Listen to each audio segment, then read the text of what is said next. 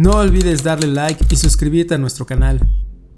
Nunca he podido olvidar aquel día. Han pasado años, más de una década ya, y todavía cuando voy manejando por alguna carretera desierta me vuelve esa sensación en el pecho, como si mi mente recordara algo que mi cuerpo nunca terminó de entender. En ese entonces yo trabajaba como operador de un rabón de volteo dentro de una obra grande. Estaban construyendo una carretera nueva, de esas que prometen modernizar la zona y acortar distancias. Era un trabajo duro, pero me gustaba. Todo era claro, rutinario. Entrábamos a las 8 de la mañana, salíamos a las 5 de la tarde. No había desvelos, no había alcohol, no había nada raro. Solo trabajo, cansancio y la satisfacción simple de los días normales. Era entre el 2010 y el 2011. Y me acuerdo perfectamente de lo que pasó porque ese día no había nada especial, nada que lo distinguiera de los demás. Habían terminado de echarme unas cargas en la caja del camión y dos compañeros se subieron conmigo para llevar el material a otro tramo. La carretera todavía no se inauguraba, pero ya podíamos circular por gran parte de ella. Estaba solitaria, silenciosa, como si fuera un camino privado solamente para nosotros. Íbamos avanzando, platicando de tonterías, y el día estaba como siempre. Sol arriba, polvo en suspensión, el motor vibrando bajo mis pies, y entonces pasó. Primero fue un zumbido, suave, como cuando te rechina el oído al cambiar de altura o cuando te estás quedando dormido y escuchas tu propio pulso, un zumbido casi imperceptible. Pensé que era cansancio, pero duró apenas un segundo, y en cuestión de milésimas todo cambió. No sé cómo explicarlo sin que suene imposible, pero es que lo fue. De un pestañeo al otro, el camión seguía avanzando, pero el mundo alrededor ya no era el mismo. El pavimento desapareció, la obra desapareció, hasta mis compañeros habían desaparecido. Yo seguía manejando, o al menos mis manos seguían en el volante, pero ya no estaba en la carretera del 2010. Era como si hubiera manejado directo hacia otro tiempo. Todo tenía un tono sepia, como las películas antiguas que ponen en las escuelas para hablar de la vida en el México rural del siglo pasado. A través del parabrisas vi parcelas, trozos de tierra arada, y más allá hombres de sombrero, vestidos con manta, inclinados sobre el campo recolectando, no sé qué, algo de la cosecha, pero ni siquiera se movían igual que la gente de ahora. Había algo suave, lento, como si el aire fuera más pesado. Y lo que más me marcó fue que me vieron uno de esos hombres, a lo lejos, levantó la cabeza como si escuchara el motor del camión, aunque el camión no debía existir para él. Me miró fijamente, con una expresión que nunca pude descifrar. No era miedo, ni sorpresa, era reconocimiento, como si yo no fuera el primer intruso que veía atravesar su mundo. Todo duró entre 5 y 10 segundos, pero fueron los segundos más largos de mi vida. El zumbido seguía ahí, vibrando en mis oídos, como si algo estuviera estirando la realidad, y de pronto, sin aviso, regresé. Un tirón, como cuando despiertas sobresaltado justo antes de caer en un sueño profundo. Volteé a mi derecha y mis compañeros estaban ahí, sentados, platicando de lo mismo, sin enterarse de nada. La carretera estaba de vuelta, el color del mundo también. Todo era normal, demasiado normal. Yo no dije nada. Iba mareado, como aturdido, con una sensación parecida a desorientación, como cuando te bajas de una montaña rusa y no sabes dónde estás por 2 segundos. Mis compañeros ni cuenta se dieron de mi cara. Ellos seguían como si no hubiera pasado nada. Ese día no le conté a nadie, ni a los que iban conmigo, ni a mis amigos, ni a mi familia. Por años me guardé el recuerdo como si fuera un error en mi cabeza, como si admitirlo en voz alta fuera a convertirlo en locura. Pero nunca fue un sueño, nunca fue una alucinación. Yo estaba ahí, yo lo vi, y hasta hoy me pregunto, ¿fue una puerta al pasado? ¿Un cruce entre tiempos? ¿Una falla en la realidad? ¿O algo que debí notar pero que aún no estoy preparado para entender? Porque en ocasiones, cuando cierro los ojos, todavía puedo ver el campo sepia, y ese hombre mirándome como si supiera que yo no pertenecía a su mundo. Yo crecí en un pueblito donde todos, absolutamente todos, conocíamos las historias del encanto. No era un mito para asustar niños, era parte del folclore cotidiano, algo que los mayores mencionaban con una seriedad que siempre me impresionaba. Según ellos, el encanto se abría solo una vez al año, como una puerta entre nuestro mundo y otro. Decían que si entrabas y no salías antes de 24 horas, te quedabas atrapado ahí hasta que el encanto se volviera a abrir al año siguiente. Para quienes estaban afuera, pasaba un año completo. Para quienes se quedaban dentro, apenas un día, como si el tiempo mismo se doblara allá adentro. Yo escuchaba esas historias desde niña, pero nunca pensé que algo así me iba a rozar tan de cerca. Tenía unos 12 o 13 años cuando ocurrió. Era un día caluroso, seco, de esos en los que el sol cae a plomo y te deja la garganta áspera.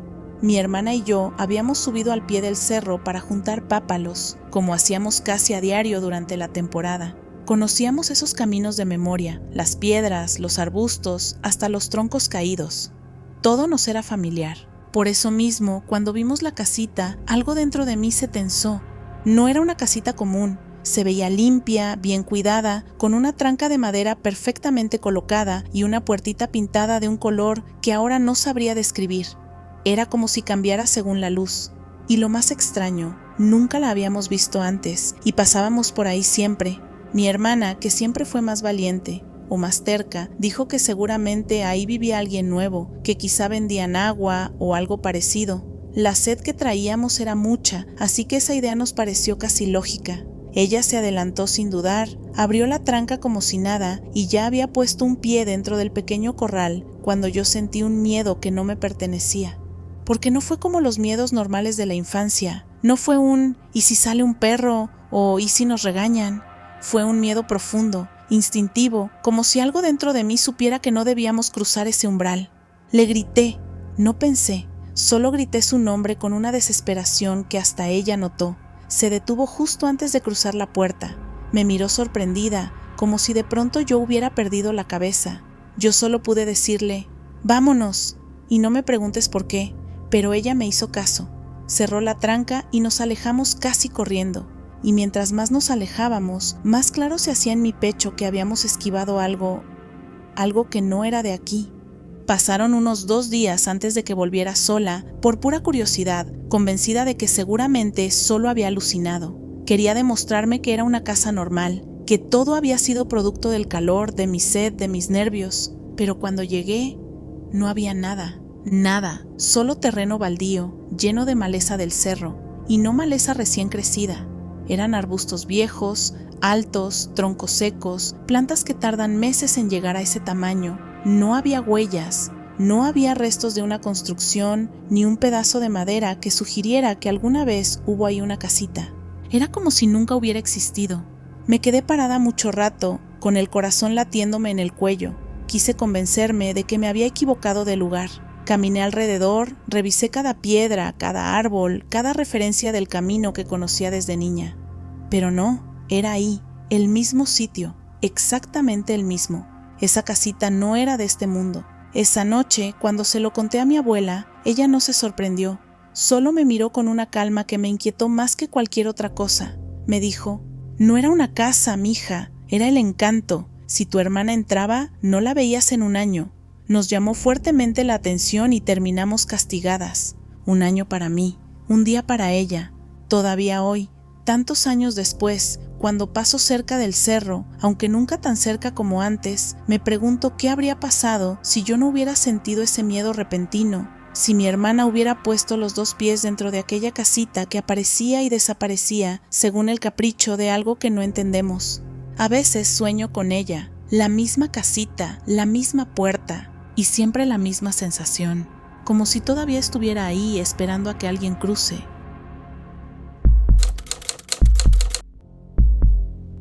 Cuando pienso en aquel viaje a Guanajuato, todavía siento un escalofrío que me sube lento por la espalda. No era la primera vez que la empresa me mandaba a cursos en otras ciudades, pero ese fue el único que jamás voy a olvidar. La empresa me había reservado un hotel bonito, céntrico, de esos con fachada antigua, pasillos largos y un toque colonial que en cualquier otro contexto me habría encantado. Llegué, dejé mi maleta, salí a cenar y regresé sin sospechar absolutamente nada. La noche estaba fresca, las calles tranquilas y el hotel olía a madera vieja y limpio, una mezcla que me dio buena espina. Encendí la tele un rato, revisé mis apuntes y me dormí sin mayor problema. No sé a qué hora pasó exactamente. Solo recuerdo que desperté de golpe, como si algo hubiera tirado de mí desde lo más profundo del sueño. Fue entonces cuando lo sentí. El colchón se hundió suavemente justo a la altura de mis pies, como cuando alguien se sienta en la orilla de la cama tratando de no hacer ruido. Al principio pensé que estaba soñando, o que mi cuerpo estaba reaccionando a algún sobresalto del sueño, pero abrí los ojos, y ahí estaba una niña, sentada en la cama, mirándome. Tendría unos 8 años, el cabello lacio, oscuro, vestidito sencillo, como antiguo, color claro, y esa sonrisa que no era mala, pero tampoco era normal. Me quedé congelado, no podía mover ni un músculo, el corazón me golpeaba tan fuerte que pensé que se iba a escuchar en la habitación. Mi reacción fue tan infantil como instintiva. Me tapé la cara con la cobija, pensé, esperaba, recé porque fuera una alucinación del sueño, algo que desaparecería al volver a mirar. Pero cuando junté valor, bajé la cobija apenas un poco para asomarme.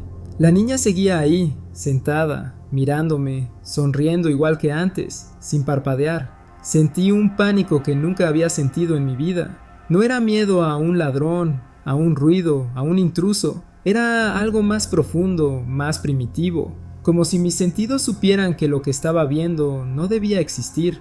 Quise rezar, pero no podía ordenar los pensamientos. Las palabras se atoraban en mi garganta. Aún así, murmuraba cualquier oración que recordara. Aunque fuera incompleta, aunque solo fueran frases sueltas, me tapé por completo y recé sin parar. No sé cuánto tiempo pasó así, pero la noche se hizo eterna. Cuando por fin empezó a amanecer y la luz se filtró por las cortinas, reuní valor para destaparme. La cama estaba vacía, la habitación normal, la niña desaparecida. Me levanté temblando, junté mis cosas sin siquiera doblarlas y salí directo a recepción con la maleta en la mano. Voy a dejar la habitación, dije, sin saludar siquiera. No voy a regresar. El empleado me miró con calma, como si ya hubiera escuchado aquello, y antes de que pudiera explicar nada, él preguntó: «Señor, ¿se le apareció la niña?». Sentí un enojo repentino, mezclado con incredulidad. ¿Cómo podían saberlo? ¿Cómo era posible que siguieran alquilando habitaciones sabiendo algo así? ¿Ustedes saben de la niña?, le reclamé, sin poder ocultar el temblor en la voz. El empleado bajó la mirada. «Sí, señor». «¿Y aún así rentan cuartos como si nada?». Él suspiró, incómodo. «Los dueños lo saben, pero nos indicaron que no digamos nada». No supe qué decir, solo asentí, giré y salí de ahí con un nudo en el estómago, afuera. La ciudad seguía igual de hermosa, la gente caminaba como siempre, los sonidos familiares de la mañana llenaban el aire. Todo era normal, pero yo no, porque desde esa madrugada, cada vez que entro a un hotel, por más moderno o iluminado que esté, siempre reviso la orilla de la cama antes de dormir, y siempre apago la luz pensando en esa sonrisa que jamás debería haber visto.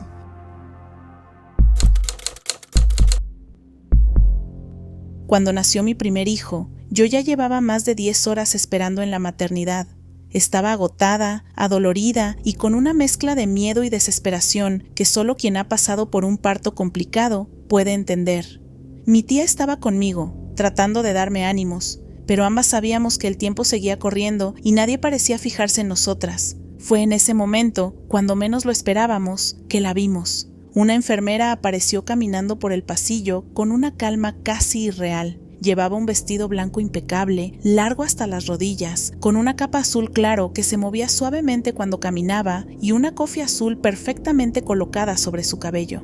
No se parecía a ninguna de las enfermeras que habíamos visto en toda la mañana. De hecho, su uniforme parecía sacado de otra época, de esas fotografías antiguas de hospitales de los años 50.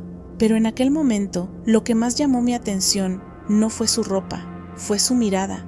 Tenía una expresión dulce, firme, como si entendiera exactamente el cansancio y la angustia que yo llevaba encima. Se detuvo frente a todos los que esperábamos atención y con una voz suave, pero segura, anunció: Si necesitan ser atendidos pronto, en la clínica que está al frente hay médicos disponibles. Atienden con precios accesibles y facilidades de pago.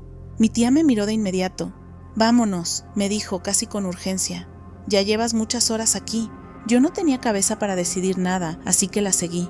Cruzamos la calle despacio, yo con contracciones cada pocos minutos. Al llegar a la clínica, nos recibieron sin rodeos, sin largas listas, sin excusas. Apenas una hora después, mi hijo estaba en mis brazos. Todos celebraban, todos estaban felices, pero yo no podía sacarme de la cabeza a aquella enfermera. Más tarde, cuando mi tía quiso agradecerle por habernos mandado a ese lugar, regresó a la maternidad y preguntó directamente por ella. La enfermera con el vestido blanco y la capa azul. ¿Puedo saber su nombre? Quisiéramos darle las gracias. La mujer en recepción frunció el ceño. ¿Qué enfermera? La que estaba aquí hace un rato, explicó mi tía. La que lleva uniforme antiguo, con cofia azul. La recepcionista negó con la cabeza. Aquí nadie usa ese uniforme. Esas prendas dejaron de usarse hace décadas. Todas las enfermeras llevan bata y pijama médica moderna, dijo señalando su propio uniforme. Mi tía insistió un poco más, describiéndola con detalle. La respuesta fue la misma. Ninguna enfermera vestía así, ninguna enfermera como esa trabajaba allí. Nadie la había visto. Cuando mi tía regresó a mi lado y me contó aquello, sentí un escalofrío. Yo también la había visto, la había escuchado, había sentido esa tranquilidad que transmitía, y gracias a ella mi hijo nació a tiempo, antes de que algo pudiera complicarse. Esa noche, ya con mi bebé dormido en mis brazos, pensé en ella, en su rostro sereno, en su uniforme que no pertenecía a ese tiempo, en cómo apareció justo cuando más la necesitábamos y desapareció sin dejar rastro. Desde entonces, creo firmemente que no todas las ayudas vienen del mundo físico, que algunas manos llegan desde lugares que no entendemos del todo, pero que aparecen justo cuando nuestras fuerzas se acaban.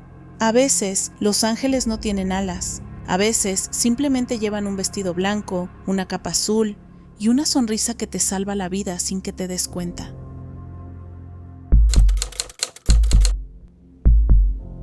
Nunca he sabido explicar del todo lo que vivimos aquel día, pero cada vez que lo recuerdo, siento esa misma mezcla de curiosidad y escalofrío que me recorrió el cuerpo.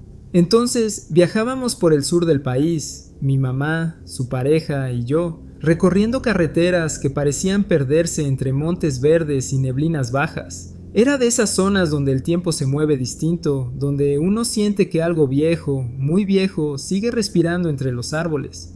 Fue entonces cuando la vimos, una casona enorme, antigua, de esas que parecen sacadas de otro siglo. Tenía ventanas grandes, balcones desgastados y una terraza central que dejaba ver la estructura interior. Lo extraño era que no tenía cercos, ni portón, ni nada que indicara que pertenecía a alguien. Parecía abandonada, pero no en ruinas totales, más bien congelada en el tiempo. «Vamos a conocer», dijo mi mamá, impulsiva como siempre. Pero cuando bajamos del auto y nos acercamos, algo en ella cambió. Se detuvo en seco frente a la entrada, como si hubiera sentido una corriente fría pasarle por la espalda. «¿Sabes qué? Mejor no», murmuró. «No me gusta la energía del lugar. Yo no soy tan sensible como ella. A mí me ganó la curiosidad. Así que entré con su pareja mientras ella se quedaba en el auto esperando. Por dentro, la casa era un desastre. Pero un desastre extraño, casi demasiado reciente para un lugar claramente abandonado hacía décadas. Había camas hechas polvo, ropa apilada, accesorios tirados por el suelo, collares, sombreros, diarios amarillentos abiertos como si alguien hubiese dejado de escribir hace apenas minutos. En varias habitaciones el techo estaba roto, como si algo muy pesado hubiese caído desde arriba, pero no había árboles alrededor que explicaran eso. Lo más raro, nada estaba robado, nadie se había llevado nada. Las pertenencias seguían allí, como si la familia hubiese salido un día apresurada y jamás regresado. Grabé videos de todo con el celular. No toqué nada, aunque sí lo pensé. Una pieza antigua, algo de recuerdo, pero algo en mí me dijo que no debía. Cuando volvimos al auto, le mostraba los videos a mi mamá mientras retomábamos la carretera. Ella los veía con una expresión extraña, como si algo la incomodara, pero no decía nada. Y entonces pasó lo primero raro de verdad. Intenté enviar uno de los videos y me di cuenta de que no tenía internet, ni una sola barra. Le pregunté a mi mamá y a su pareja, nada. Los tres estábamos incomunicados en plena carretera. ya cerca de una zona urbana donde siempre hay señal. Unos minutos después, revisé los ajustes del teléfono y me quedé helado. El celular decía que no tenía roaming, como si hubiese salido del país. Literalmente, como si hubiésemos cruzado una frontera sin movernos del asiento. Me puse nervioso. Volví a abrir los videos de la casona para distraerme, y ahí me golpeó otro pensamiento inquietante. Si esa casa estaba realmente abandonada desde hacía tanto tiempo, ¿por qué seguían ahí todas sus pertenencias? ¿A dónde se había ido la familia? ¿Por qué nunca volvieron? Minutos después, la señal volvió de golpe. El teléfono vibró varias veces seguidas, notificando la reconexión. Fuera de la zona de cobertura internacional, como si aquella casona no hubiera estado exactamente en nuestro país o en nuestro tiempo. Desde ese día siempre he pensado lo mismo. A veces, en ciertas carreteras del sur, hay lugares que no pertenecen al mapa que todos conocemos. Lugares que se abren solo por un momento, te dejan entrar y después desaparecen como si nunca hubieran estado ahí. Y sinceramente, gracias a que no tomé nada. No quiero ni imaginar qué habría pasado si me hubiese llevado un objeto de un lugar que quizá no era del todo nuestro.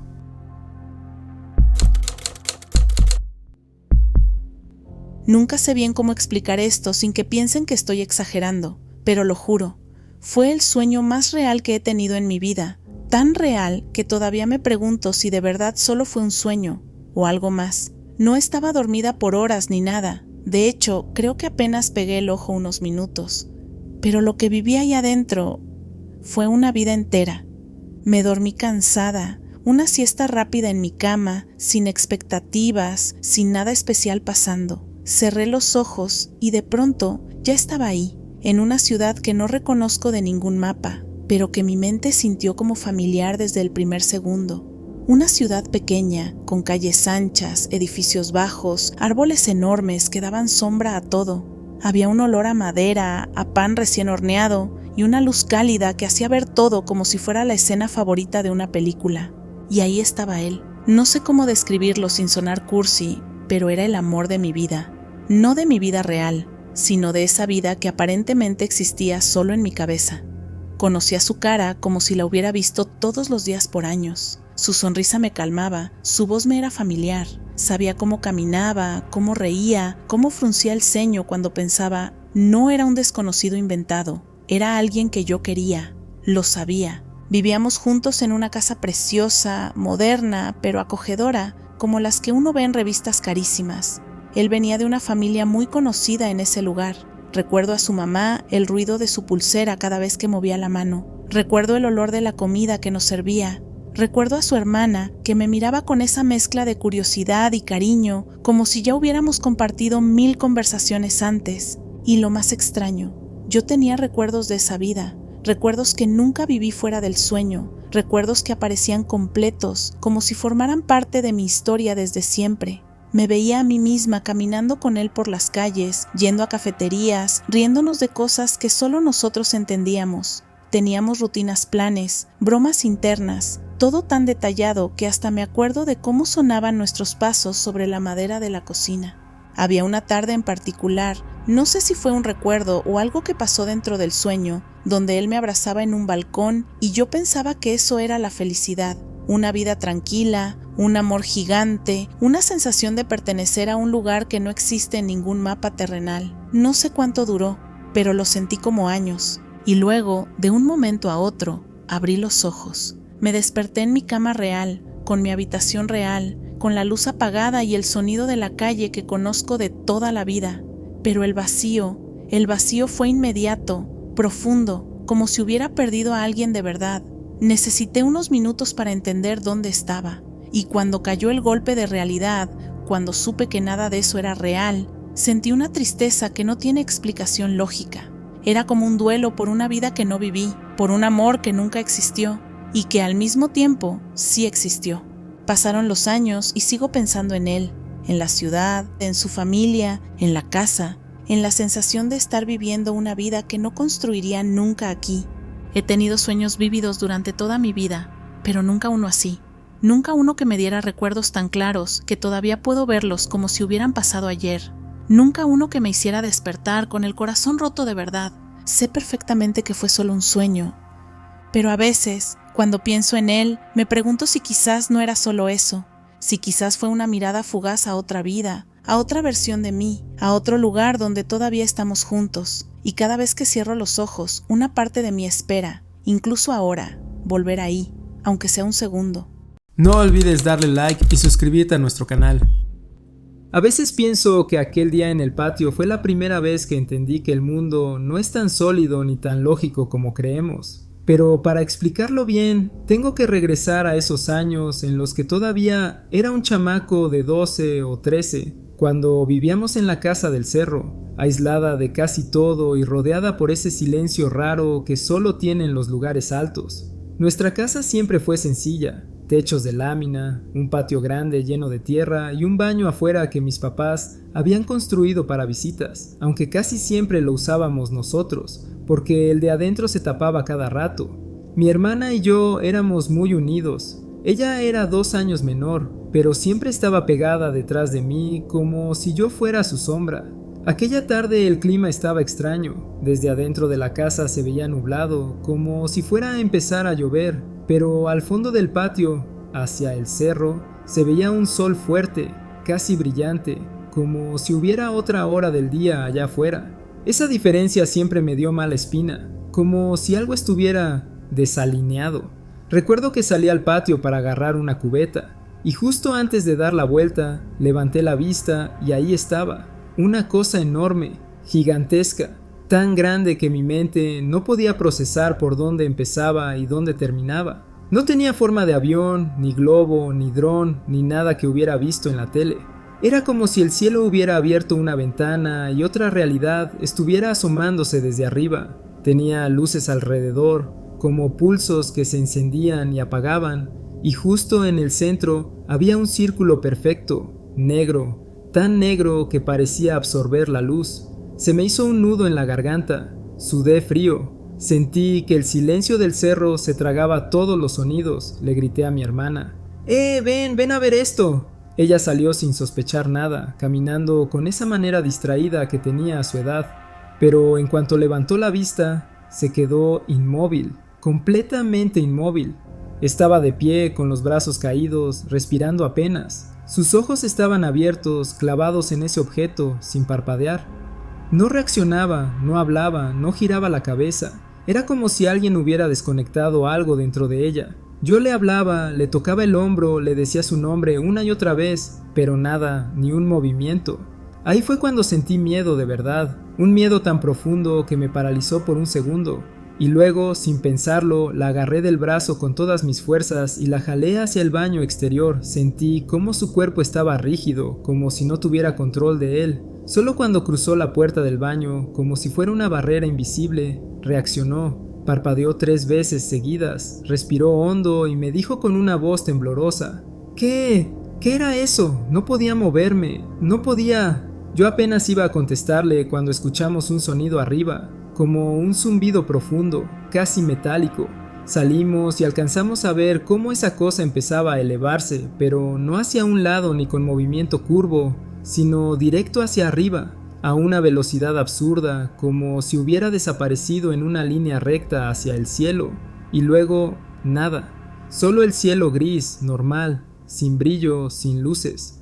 Cuando lo conté, muchos me dijeron que era un avión, un globo, un dron gigante, o que estábamos inventando cosas, pero nadie puede explicarme lo que le pasó a mi hermana. Ese estado, esa falta de reacción, esa forma en la que solo volvió a sí misma al cruzar una puerta. A veces pienso, ¿qué hubiera pasado si no la meto al baño? Hasta hoy, más de 10 años después, ninguno de los dos puede hablar del tema sin sentir escalofríos. Yo tengo 22 ahora y he visto muchas cosas en internet, videos, teorías, explicaciones, pero nada se parece a lo que vimos.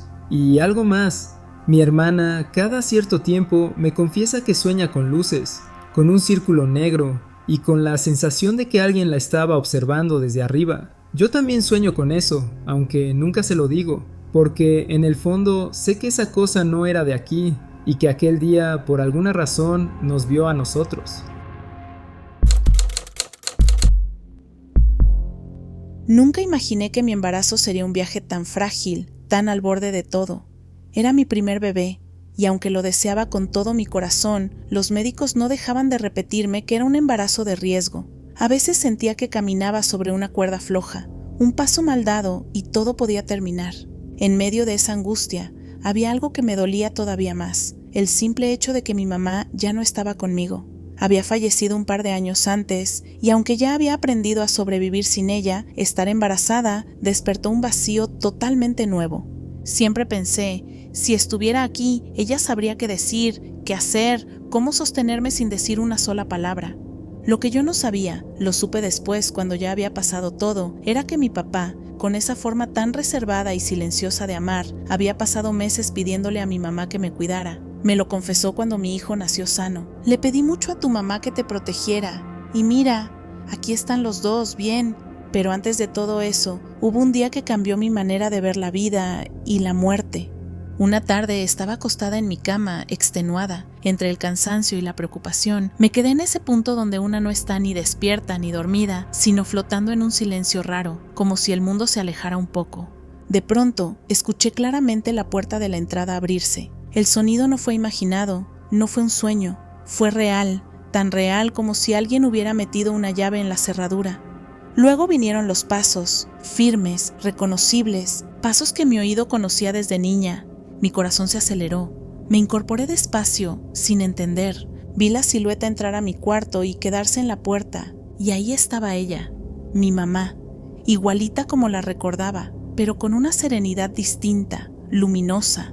No irradiaba miedo, ni sombra, ni algo inquietante. Era simplemente ella. Me miró en silencio, como si necesitara asegurarse de que yo realmente estaba bien. Luego comenzó a retirarse, suave y despacio, como si su presencia fuera una manta que se desfibraba al caminar. Y yo, con un nudo en la garganta, le dije casi sin pensar, ¿te vas sin darme un abrazo? Ella se detuvo. Volvió a entrar a mi cuarto, se sentó a mi lado en la cama y me acarició la cabeza con la misma ternura que tuvo toda mi vida. Esa caricia que solo ella sabía dar, suave, lenta, como diciendo, aquí estoy, mi niña. Su mirada tenía tanto amor que me dolió, y en ese momento lo entendí sin que nadie me lo dijera. Todo estaba bien, yo iba a estar bien, mi bebé también. No tuve miedo, solo lloré en silencio después de que desapareció, como si mi alma hubiera recibido un abrazo directo desde otro plano. Más tarde, cuando ya estaba internada, me pasó algo que terminó de convencerme de que aquello no había sido un sueño, ni un truco de mi mente asustada. Estaba acostada, con los ojos cerrados, aunque no dormida. El hospital estaba en silencio, solo se escuchaban pasos lejanos y uno que otro monitor. De pronto sentí una mano palmeando mi cadera, suave, exactamente igual que mi mamá lo hacía cuando yo era niña. Una caricia tranquilizadora, repetitiva, como diciendo, aquí estoy, no tengas miedo.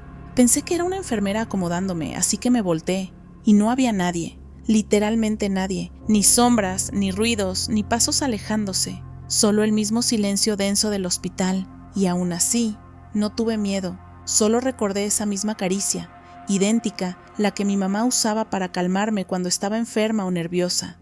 En ese instante no necesité explicaciones, ni ciencia, ni lógica, mi corazón ya sabía. Hoy que ha pasado tiempo, hay gente que me dice que el cerebro es muy poderoso, que el subconsciente inventa cosas para darnos paz, que la mente juega trucos cuando estamos en peligro o bajo estrés.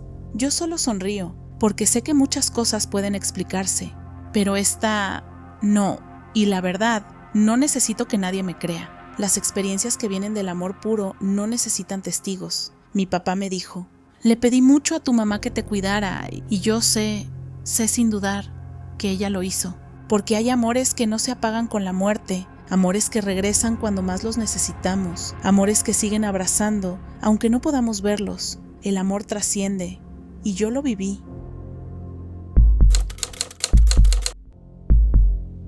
He manejado trailers casi toda mi vida. Empecé a los 19 años y hoy, con más de 4 décadas en las carreteras, puedo decir que he visto de todo. Animales cruzándose de madrugada, autos que aparecen de la nada, luces extrañas en los cerros, pero nada, absolutamente nada, me ha marcado como lo que me pasó aquella madrugada entre Durango y Sinaloa.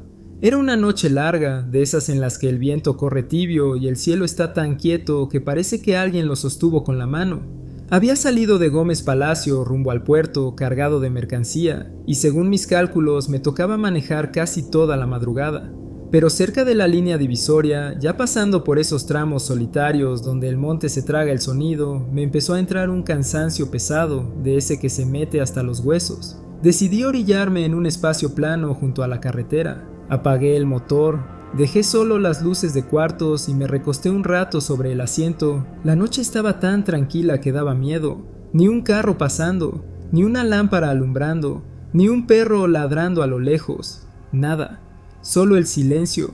No sé cuánto tiempo dormí, pero de pronto escuché unos golpecitos suaves en la puerta del tráiler. Toc, toc, toc. Al principio pensé que estaba soñando o que era el viento, pero los golpes se repitieron, esta vez un poco más altos y rítmicos. Me incorporé, un poco mareado por el sueño. ¿Quién anda ahí?, pregunté sin bajar la guardia. Me asomé por la ventana y la vi. Una niña, de unos 8 años, quizá menos. Pelo oscuro, suelto, desordenado por la brisa de la madrugada. Vestía un vestidito sencillo, como de rancho, con florecitas bordadas. Pero lo que más me sorprendió fue que la niña no parecía asustada por andar sola en plena madrugada en medio de la carretera. «Buenas noches, señor», me dijo con una vocecita segura, sin titubear. «Mi mamá tiene una fonda aquí enfrente, cruzando la carretera. Por si quiere almorzar, me mandó a traerle un cafecito para que se anime». Me extendió una taza de peltre blanca con una línea azul en la orilla. El vapor del café subía en espirales delgadas, calentando el aire helado de la madrugada. Olía a café recién hecho, a hogar, a cocina de pueblo. Todo dentro de mí gritaba que era raro, demasiado raro, pero la educación puede más que el instinto. «Ah, muchas gracias, mija», le dije mientras tomaba la taza. «Ahorita voy, nada más me acomodo». La niña sonrió, una sonrisa tranquila, como si supiera algo que yo no. «Sí, señor, lo esperamos», y caminó hacia el otro lado de la carretera. No corrió, no titubeó. Solo caminó recto hacia la oscuridad. Tomé un sorbo del café. Estaba caliente, perfectamente caliente. Eso me tranquilizó y me dormí otro rato, con la taza bien acomodada en el tablero. Cuando desperté ya estaba amaneciendo. El cielo apenas se pintaba de naranja y rosa detrás de los cerros. Me bajé del tráiler y me estiré, pensando en lo bueno que iba a estar un desayuno calientito después de tantas horas manejando, pero cuando crucé la carretera no había nada. Nada, ni una fonda, ni una casita, ni un tejabán, ni restos de una construcción vieja, nada, solo monte, puro monte y tierra seca. Me quedé un buen rato parado, mirando alrededor. Pensé que quizá me había estacionado en otro punto, que me había desorientado, pero no. La carretera estaba igual, la forma del cerro igual, las marcas en el asfalto igual. Regresé al tráiler y ahí fue cuando se me heló la sangre. La taza de peltre seguía en el tablero, tal cual la había dejado, con una gota seca de café en el borde. Tenía peso, tenía olor, era real. Me quedé inmóvil mirando la taza, sintiendo cómo el aire alrededor se volvía pesado, como si el mundo guardara un secreto que yo no debía comprender. Desde entonces he vuelto muchas veces por ese tramo.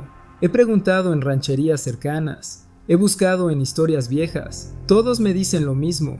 Ahí nunca ha habido fonda, ni casas, ni nada. A veces pienso que la niña no era un fantasma, sino algo más, algo fuera del tiempo, algo que aparece solo cuando un viajero solitario está a punto de rendirse, o quizá, y esto es lo que más miedo me da decir, me salvó de algo que debió pasar esa madrugada, y nunca pasó. Porque desde que recibí esa taza, me he encontrado con la sensación de que alguien cuida mis viajes en silencio.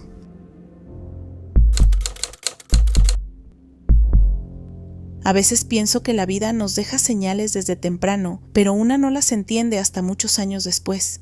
Yo era joven, estudiante universitaria en Cuba entre 1985 y 1990, con una energía que parecía infinita y esa ilusión que solo tienen los veinteañeros, creer que somos invencibles.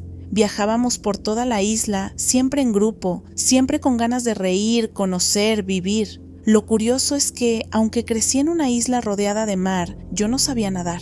a mucha gente le sorprende, pero en aquel entonces, por razones políticas y logísticas, las clases de natación eran muy limitadas. Aprendí después de mis 30, ya viviendo en España, pero en esos años universitarios el agua profunda era un límite para mí. Siempre me quedaba en la orilla, donde el mar apenas me cubría el pecho. Pero ese día, en 1987, ese día fue distinto. Fuimos a un lugar al que todos le decían los tanques o los pozos azules, un pozo natural, redondo, profundo, de un azul que daba miedo y belleza al mismo tiempo. Los jóvenes se lanzaban como si nada, orgullosos de tocar el fondo. Pero yo conocía la fama del lugar. Muchos habían sufrido accidentes, algunos fatales, porque el fondo estaba lleno de rocas filosas, conocidas como diente de perro, que el mar afilaba como navajas. Nosotros estábamos sentados en la orilla del pozo, con los pies dentro del agua, charlando como siempre. El sol caía justo encima y cada tanto el brillo del agua nos iluminaba la cara. Yo estaba tranquila, rodeada de amigos, con la risa fácil y el corazón liviano. Entonces llegó él, un hombre completamente borracho, tambaleándose, hablando en voz alta y con esa agresividad que a veces da el alcohol. No lo conocíamos, no tenía ningún motivo para acercarse a nosotros y mucho menos para hacer lo que hizo. Sin aviso, sin razón, sin mirar a nadie más, me empujó directamente hacia adentro del pozo. Recuerdo la caída, el agua envolviéndome, el golpe del frío, el silencio repentino. Recuerdo mirar hacia arriba y ver la luz del sol entrando desde la boca del pozo, formando un círculo perfecto. Vi los pies de mis amigos, aún colgando sobre el agua, moviéndose desesperados, sin entender qué había pasado. Y ahí, justo cuando mi cuerpo debería haber entrado en pánico, porque yo no sabía nadar, ocurrió algo imposible. De pronto, yo ya no estaba dentro del agua. Yo estaba afuera, de pie, al borde del pozo, mirando hacia abajo a mis amigos mientras ellos buceaban, subían a tomar aire, volvían a bajar, buscándome en el fondo entre las rocas filosas. Los veía desesperados, los veía hundirse y resurgir una y otra vez, y yo estaba intacta, seca, de pie, como si nunca hubiera caído. «Oye, estoy acá afuera», les grité. Uno de ellos levantó la cabeza, me vio y llamó al resto, confundido, casi molesto. Cuando salieron del agua, jadeando, me miraron como si yo les estuviera jugando una broma cruel. «Tú sabías nadar», me dijeron. «Nos engañaste». Yo me quedé en shock. Les expliqué que no, que durante 2 años habíamos ido a playas juntos y que jamás me metía más allá del pecho. Ellos lo sabían, lo habían visto.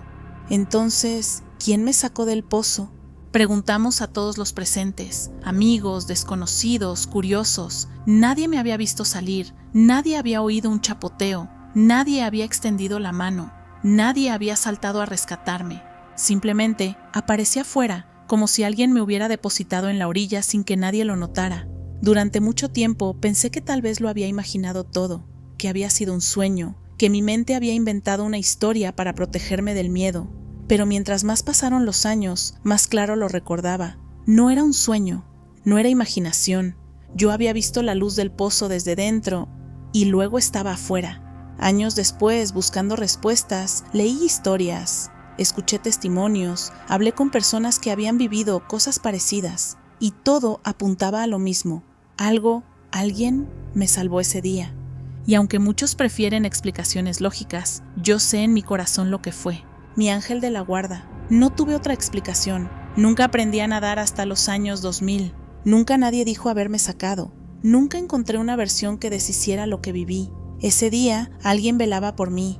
Alguien actuó cuando nadie más podía hacerlo, y desde entonces, cada vez que pienso en los pozos azules, no recuerdo el miedo. Recuerdo la luz que vi desde el fondo y la luz que me dejó vivir para seguir contando esta historia. No sé si uno alguna vez está realmente preparado para sentir que algo lo llama desde adentro, algo que no tiene nombre ni explicación. Pero aquella tarde lo viví de una manera tan clara que aún hoy, años después, me estremece recordarlo. Yo estaba en la sala terminando de acomodar unas herramientas, cuando de pronto escuché una voz. No era un pensamiento, no era intuición, no era miedo. Era una voz firme y urgente, como si estuviera justo detrás de mí. «Reza, reza, reza». La repetición era tan insistente que me erizó la piel. No había razón lógica para ello. Todo estaba en calma, la tarde tranquila, el sol bajando lento, los pájaros haciendo sus últimos ruidos en los árboles del patio, pero la voz no se callaba. Me quedé quieto unos segundos con el corazón acelerado. Luego, sin entender por qué, me quedé mirando por la ventana como si esperara que algo, lo que fuera, apareciera al otro lado del vidrio. «Está bien», dije casi en un susurro. «Rezo». Cerré los ojos y murmuré una oración sencilla, de esas que uno repite desde niño cuando no sabe qué más hacer. No habían pasado ni 20 segundos cuando escuché una oleada de gritos. Gritos agudos, desesperados, de niñas. Un sonido que me atravesó como un rayo. Salí corriendo al porche. El eco seguía vibrando en la calle, mezclado con un ruido metálico, seco, brutal. Y entonces los vi. Mi hijo y su mejor amigo venían subiendo la entrada de la casa, riéndose, con esa risa tonta y traviesa que solo los niños pueden tener después de haber metido las manos donde nadie los llamó. Corrían, se empujaban, jugaban como si nada hubiera pasado. Pero en cuanto vi sus caras pensé, no, aquí pasó algo. Salí hasta ellos. ¿Qué hicieron?, les pregunté con ese tono de sospecha paternal que ya conoce cada padre. «Nada, papá», dijo mi hijo, fingiendo inocencia. «Entonces, ¿qué fue ese ruido? ¿Por qué gritaron las niñas de más abajo?» Ambos dejaron de reír, se miraron, y entonces me señalaron hacia la esquina. Me acerqué. El escenario parecía sacado de una película. Un carro había perdido el control, se subió al borde de la banqueta, casi pasó por encima de un grupo de adolescentes que aún estaban reunidas temblando, y luego siguió arrasando sin frenar. Golpeó un poste, cruzó una calle lateral, rompió el muro de un jardín y detuvo su trayectoria a escasos centímetros de donde, según las niñas, había estado mi hijo momentos antes. Sentí que las piernas me fallaban, miré a mi hijo. «¿Pero ustedes estaban ahí?», él asintió, todavía confundido. «Sí, papá, estábamos justo enfrente, pero mi bici se descompuso. La cadena se rompió cuando quería arrancar. Y pues nos paramos a ver por qué. Fue en ese instante que lo entendí. La cadena no solo se rompió, lo detuvo. Si la bicicleta hubiese avanzado, habría cruzado justo por la trayectoria del carro. Si la voz no me hubiera dicho que rezara, si la cadena no hubiera fallado ese mismo segundo, si los niños no se hubieran detenido en ese punto exacto. No quise imaginar más. El conductor estaba en shock, las niñas lloraban, los vecinos empezaban a salir. Pero todo sonaba distante, como si mi cabeza estuviera sumergida bajo el agua. Yo solo veía a mi hijo vivo, sin un solo rasguño. Esa noche, cuando ya estuvo dormido, me senté en la oscuridad de la sala y pensé largo rato en aquella voz, esa voz tan humana y tan ajena, tan firme y tan urgente, que había irrumpido en mi mente como un relámpago. No sé si fue un ángel, mi intuición o algo más grande que no alcanzo a comprender. Lo único que sé es que, si no hubiera escuchado ese llamado, si no hubiera orado en ese instante preciso, la historia de mi familia habría cambiado para siempre. Desde entonces, cuando mi mente se pone inquieta o cuando siento que algo se acerca, vuelvo a escucharla, esa misma palabra, reza, y lo hago, porque ese día me enseñó que hay momentos en los que el mundo visible no basta para explicar lo invisible que nos protege. Mi historia comienza en el 2004, cuando yo tenía apenas 16 años y vivía en un pueblito tranquilo en Sonora, México. A esa edad, los fines de semana eran lo más emocionante de la vida. Fiestas pequeñas, música fuerte y ese sentimiento de libertad recién estrenada. Esa noche había salido con unas amigas a una fiesta, y como siempre, después del baile, alguien propuso ir a un after. No sabíamos exactamente en qué casa sería, así que una de mis amigas y yo decidimos esperar en una esquina hasta que alguien nos indicara el lugar correcto. Era alrededor de la 1 de la madrugada. La calle estaba silenciosa, típica de pueblo. 2 o 3 faroles amarillos, sombras largas y ese tipo de quietud que solo existe en lugares donde todos se conocen. Nos quedamos arriba del carro platicando cuando, de repente, lo vimos. Un niño de unos 5 años, solo, jugando afuera de una casa con una pelota roja. La luz del farol lo iluminaba lo suficiente como para que pudiéramos verle la ropa, el cabello, la forma en que rebotaba la pelota en el pavimento. Fue tan extraño que las dos nos quedamos viendo hacia la misma dirección, como si necesitáramos confirmar que ambas lo habíamos visto. A esa hora, ningún niño debería estar solo en la calle. Ninguno.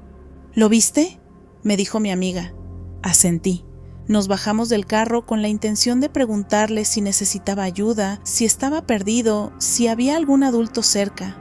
Pero cuando nuestras puertas se cerraron, el niño ya no estaba. Ni rastro, ni sombra, ni un ruido. Solo un perro callejero parado exactamente en el mismo lugar donde antes estaba el niño.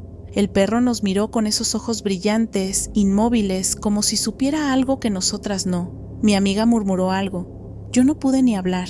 Ambas retrocedimos hacia el carro sin quitarnos la vista del animal. Nos subimos y nos largamos de ahí tan rápido como pudimos. Yo la dejé en su casa y me fui a la mía, todavía con la adrenalina recorriéndome el cuerpo.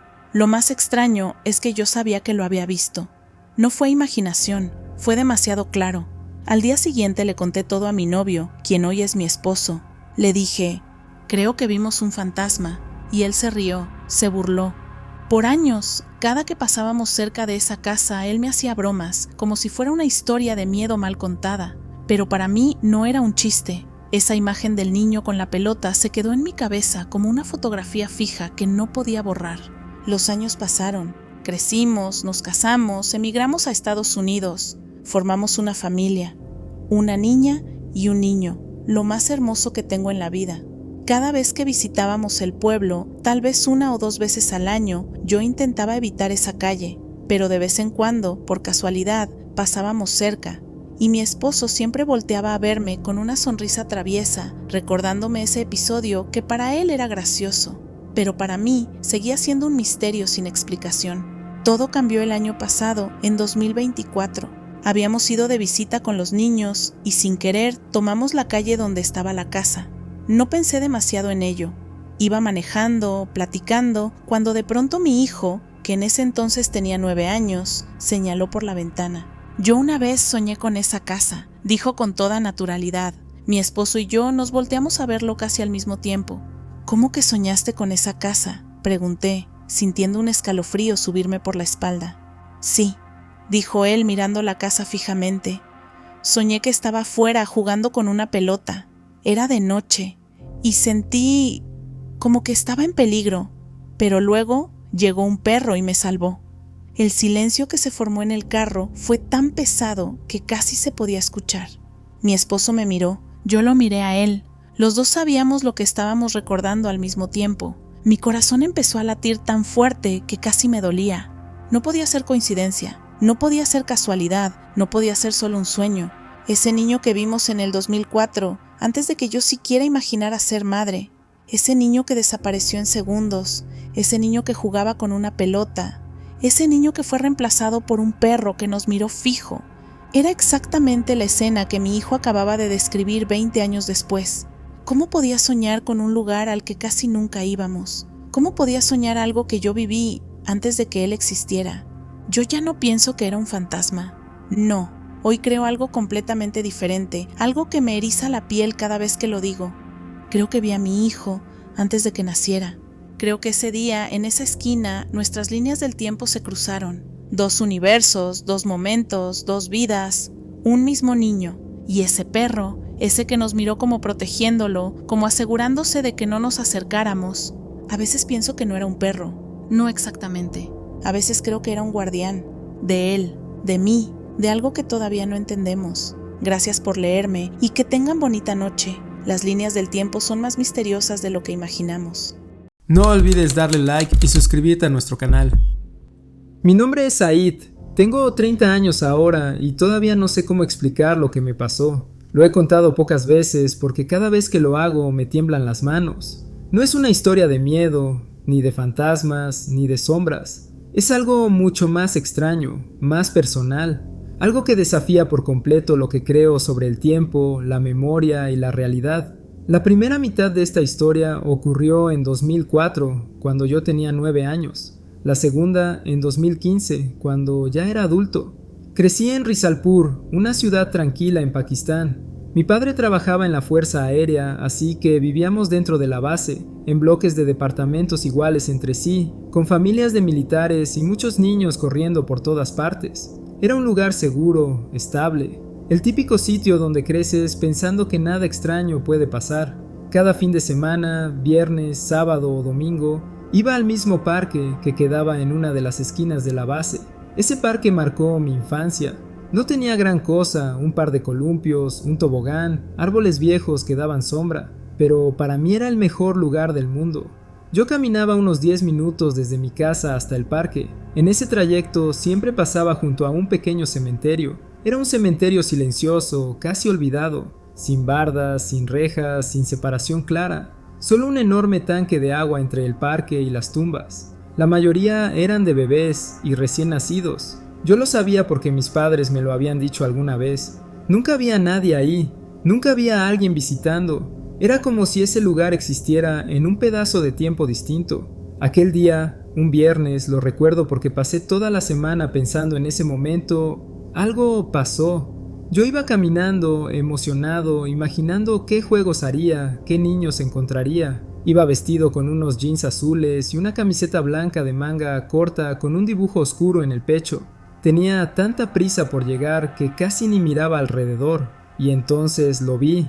Un joven de unos 18 o 20 años caminaba hacia mí.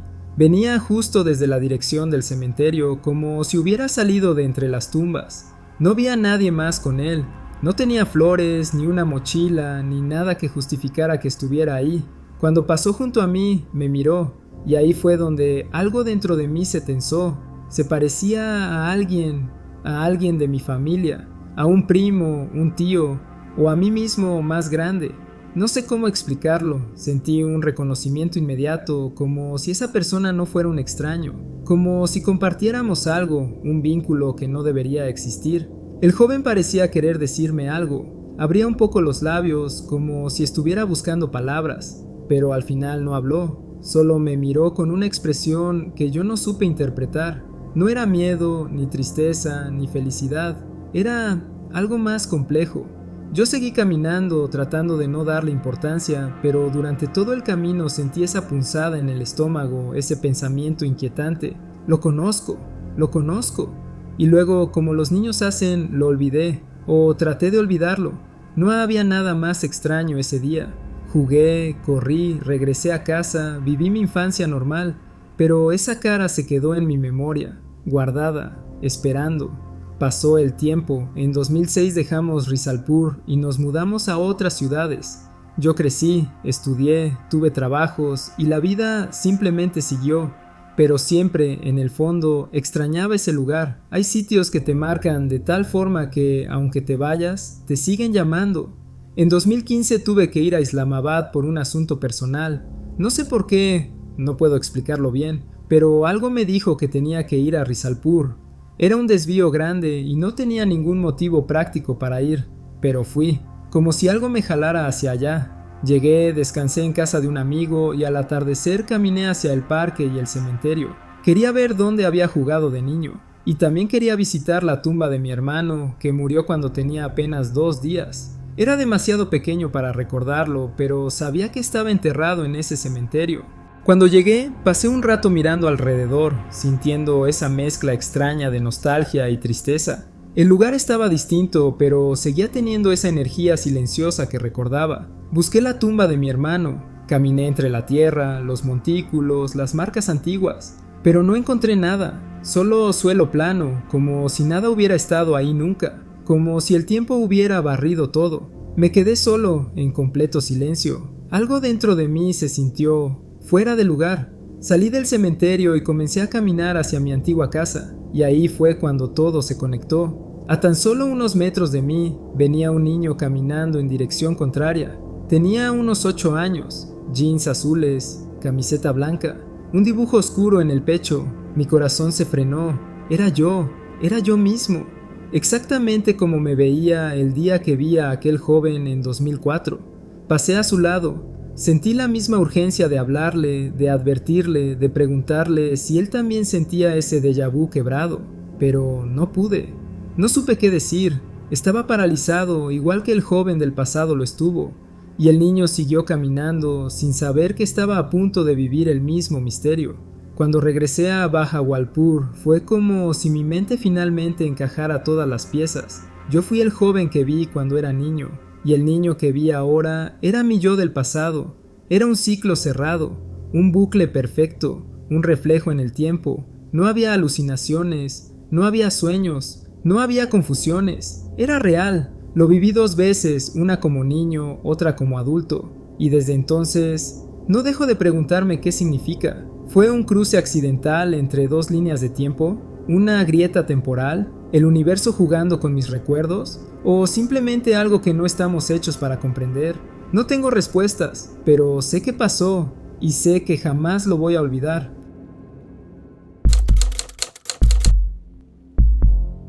Siempre he pensado que las líneas del tiempo no están separadas como creemos. Más bien siento que se cruzan, se traslapan, se mezclan como corrientes de agua que se encuentran en un punto y luego se separan de nuevo. A veces pienso que nosotros mismos somos solo pequeñas chispas de energía reciclada, viajando entre esos cruces sin darnos cuenta. Pero lo que viví con mi esposo, eso hizo que esa idea dejara de ser una teoría loca en mi cabeza para convertirse en algo que literalmente me quitó el sueño durante meses. Mi esposo, Tom, siempre ha sido un hombre muy práctico, de esos que creen únicamente en lo que pueden tocar, medir o arreglar con las manos. Mecánico de motos desde los 16, terco como él solo y con ese sentido del humor seco que siempre me hace rodar los ojos y luego reír.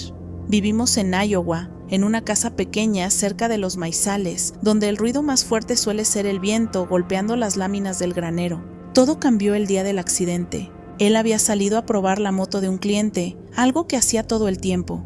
Pero esa tarde, según los testigos, un venado salió de la nada y él perdió el control. Lo llevaron al hospital inconsciente. Cuando me llamaron, recuerdo que mis piernas temblaban tanto que la recepcionista tuvo que sentarme en una silla antes de que me desplomara. Tom entró en coma. Días completos donde yo me quedaba a su lado, hablándole, contándole cosas tontas del trabajo, rogando que volviera conmigo. Los doctores nunca me dijeron que estaba perdido, pero tampoco me daban demasiadas esperanzas. Era ese tipo de silencio profesional que se siente como un presagio. Y entonces, después de 5 días, abrió los ojos. Pero el hombre que despertó no era Tom. Al principio pensé que estaba confundido, desorientado, así que cuando lo escuché hablar por primera vez, no entendí lo que estaba escuchando. Su voz estaba igual, pero el acento era tan marcado, tan sureño, que pensé que el cerebro me jugaba una mala pasada, un acento que jamás había tenido, y cuando me dijo su nombre, con una seguridad que me heló la sangre, todo dentro de mí se apretó. Señora, mi nombre es Joe Phillips, de Luisiana. Yo estaba en un bote, pescando cangrejos de río, y ahora estoy aquí. ¿Qué diablos pasó? La enfermera me miró como esperando una explicación. Yo solo pude sacudir la cabeza. Él hablaba como si estuviera viviendo otra vida, como si la acabara de dejar atrás hacía segundos. No nos reconocía, ni a mí, ni a su hermano, ni a su madre, a quien siempre había sido muy cercano. Nada. Durante 2 días completos, ese hombre que se veía exactamente como mi esposo hablaba, respiraba y se comportaba como alguien más. No sabía cosas básicas de nuestra vida juntos, no sabía quién era nuestro perro, no sabía dónde vivíamos, no sabía que trabajaba como mecánico, pero sí sabía perfectamente cómo navegar los pantanos de Luisiana, cómo preparar trampas para cangrejos de río, incluso hablaba de vecinos y parientes con nombres que ninguno de nosotros había escuchado en nuestra vida. Lo más extraño es que él no estaba delirando, no estaba confundido, él estaba seguro de quién era. Y yo, mientras lo miraba, tenía esta sensación horrible de que tal vez Tom seguía atrapado en algún lugar, como si ese cuerpo fuera solo un cascarón que había sido prestado por un momento a alguien más. La mañana del tercer día ocurrió algo que todavía no consigo entender. Despertó, me miró y dijo mi nombre como si nada hubiera pasado. «Oye, ¿qué ocurre? ¿Por qué estás llorando?» Él no recordaba nada. No recordaba haber despertado antes, no recordaba hablar con acento sureño, no recordaba a Joe Phillips, ni los pantanos, ni los botes, ni nada de esos días. Los doctores descartaron cualquier explicación médica convincente. Dijeron palabras como amnesia temporal, delirio postraumático, confusión retrógrada. Palabras que en el fondo son solo maneras elegantes de decir no sabemos qué pasó. Pero yo estuve allí, yo escuché, yo vi cómo miraba el cuarto como si hubiera aterrizado en otro planeta. Yo vi cómo intentaba ponerse de pie diciendo que debía volver a su barco. Durante semanas después de eso, me despertaba en mitad de la noche solo para asegurarme de que él seguía allí, respirando, siendo Tom y no alguien más. Y aún así hay algo más. Una semana después de que lo dieron de alta, le mostré una foto que tomé mientras él hablaba con acento sureño. Se veía como él, claro, pero su expresión era distinta. Era otra persona. Él la miró unos segundos, como si algo dentro de él intentara reconocerla. Luego frunció el ceño y dijo: «Siento que conozco a este tipo, pero no lo conozco». Yo no dije nada, pero mis manos se helaron, porque la forma en que lo dijo no era una broma, no era confusión. Era como si hubiera un eco dentro de él, como si una parte diminuta aún recordara algo que su conciencia ya no podía procesar. Y desde entonces, a veces pienso que ese tal Joe Phillips no era solo un delirio, que tal vez era él mismo, pero de otra línea del tiempo, de otra vida, de otro cruce de energías. Que por un par de días las líneas se mezclaron y yo pude ver a dos versiones del hombre que amo coexistir en el mismo cuerpo.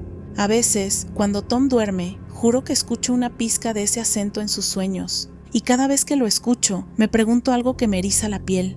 ¿Y si un día despierta como Joe otra vez, y esta vez no regresa?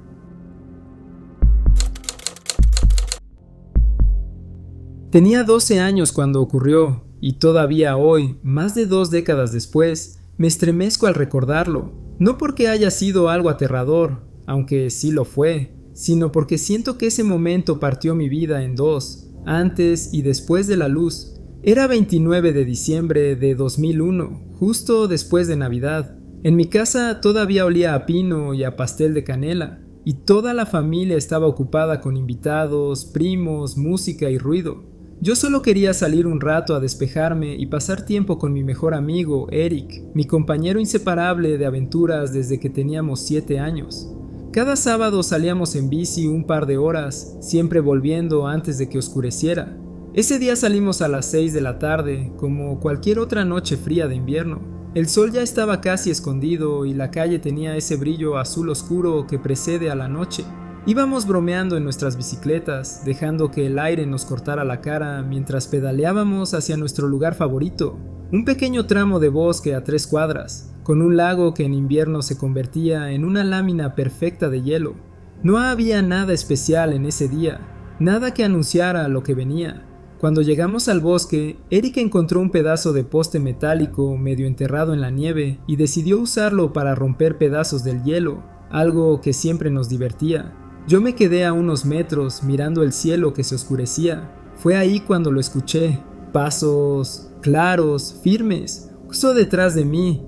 Al principio pensé que alguno de nuestros padres nos había seguido, pero cuando me giré no había nadie. El silencio del bosque era tan profundo que sentí un escalofrío recorrerme la espalda. No sé por qué, pero me dio miedo. Corrí hacia Eric y, para colmo, cuando volví la vista al lago, el agujero que él había abierto ya no estaba. El hielo lucía liso, perfecto, como si no lo hubieran tocado. Fue entonces que lo vimos. Una esfera, del tamaño de una pelota de béisbol, flotando. Parecía hecha de fuego líquido, pero no quemaba. Naranja, azul, verde, cambiando sin ritmo, sin patrón, como si respirara. Se movía de un lado a otro en silencio.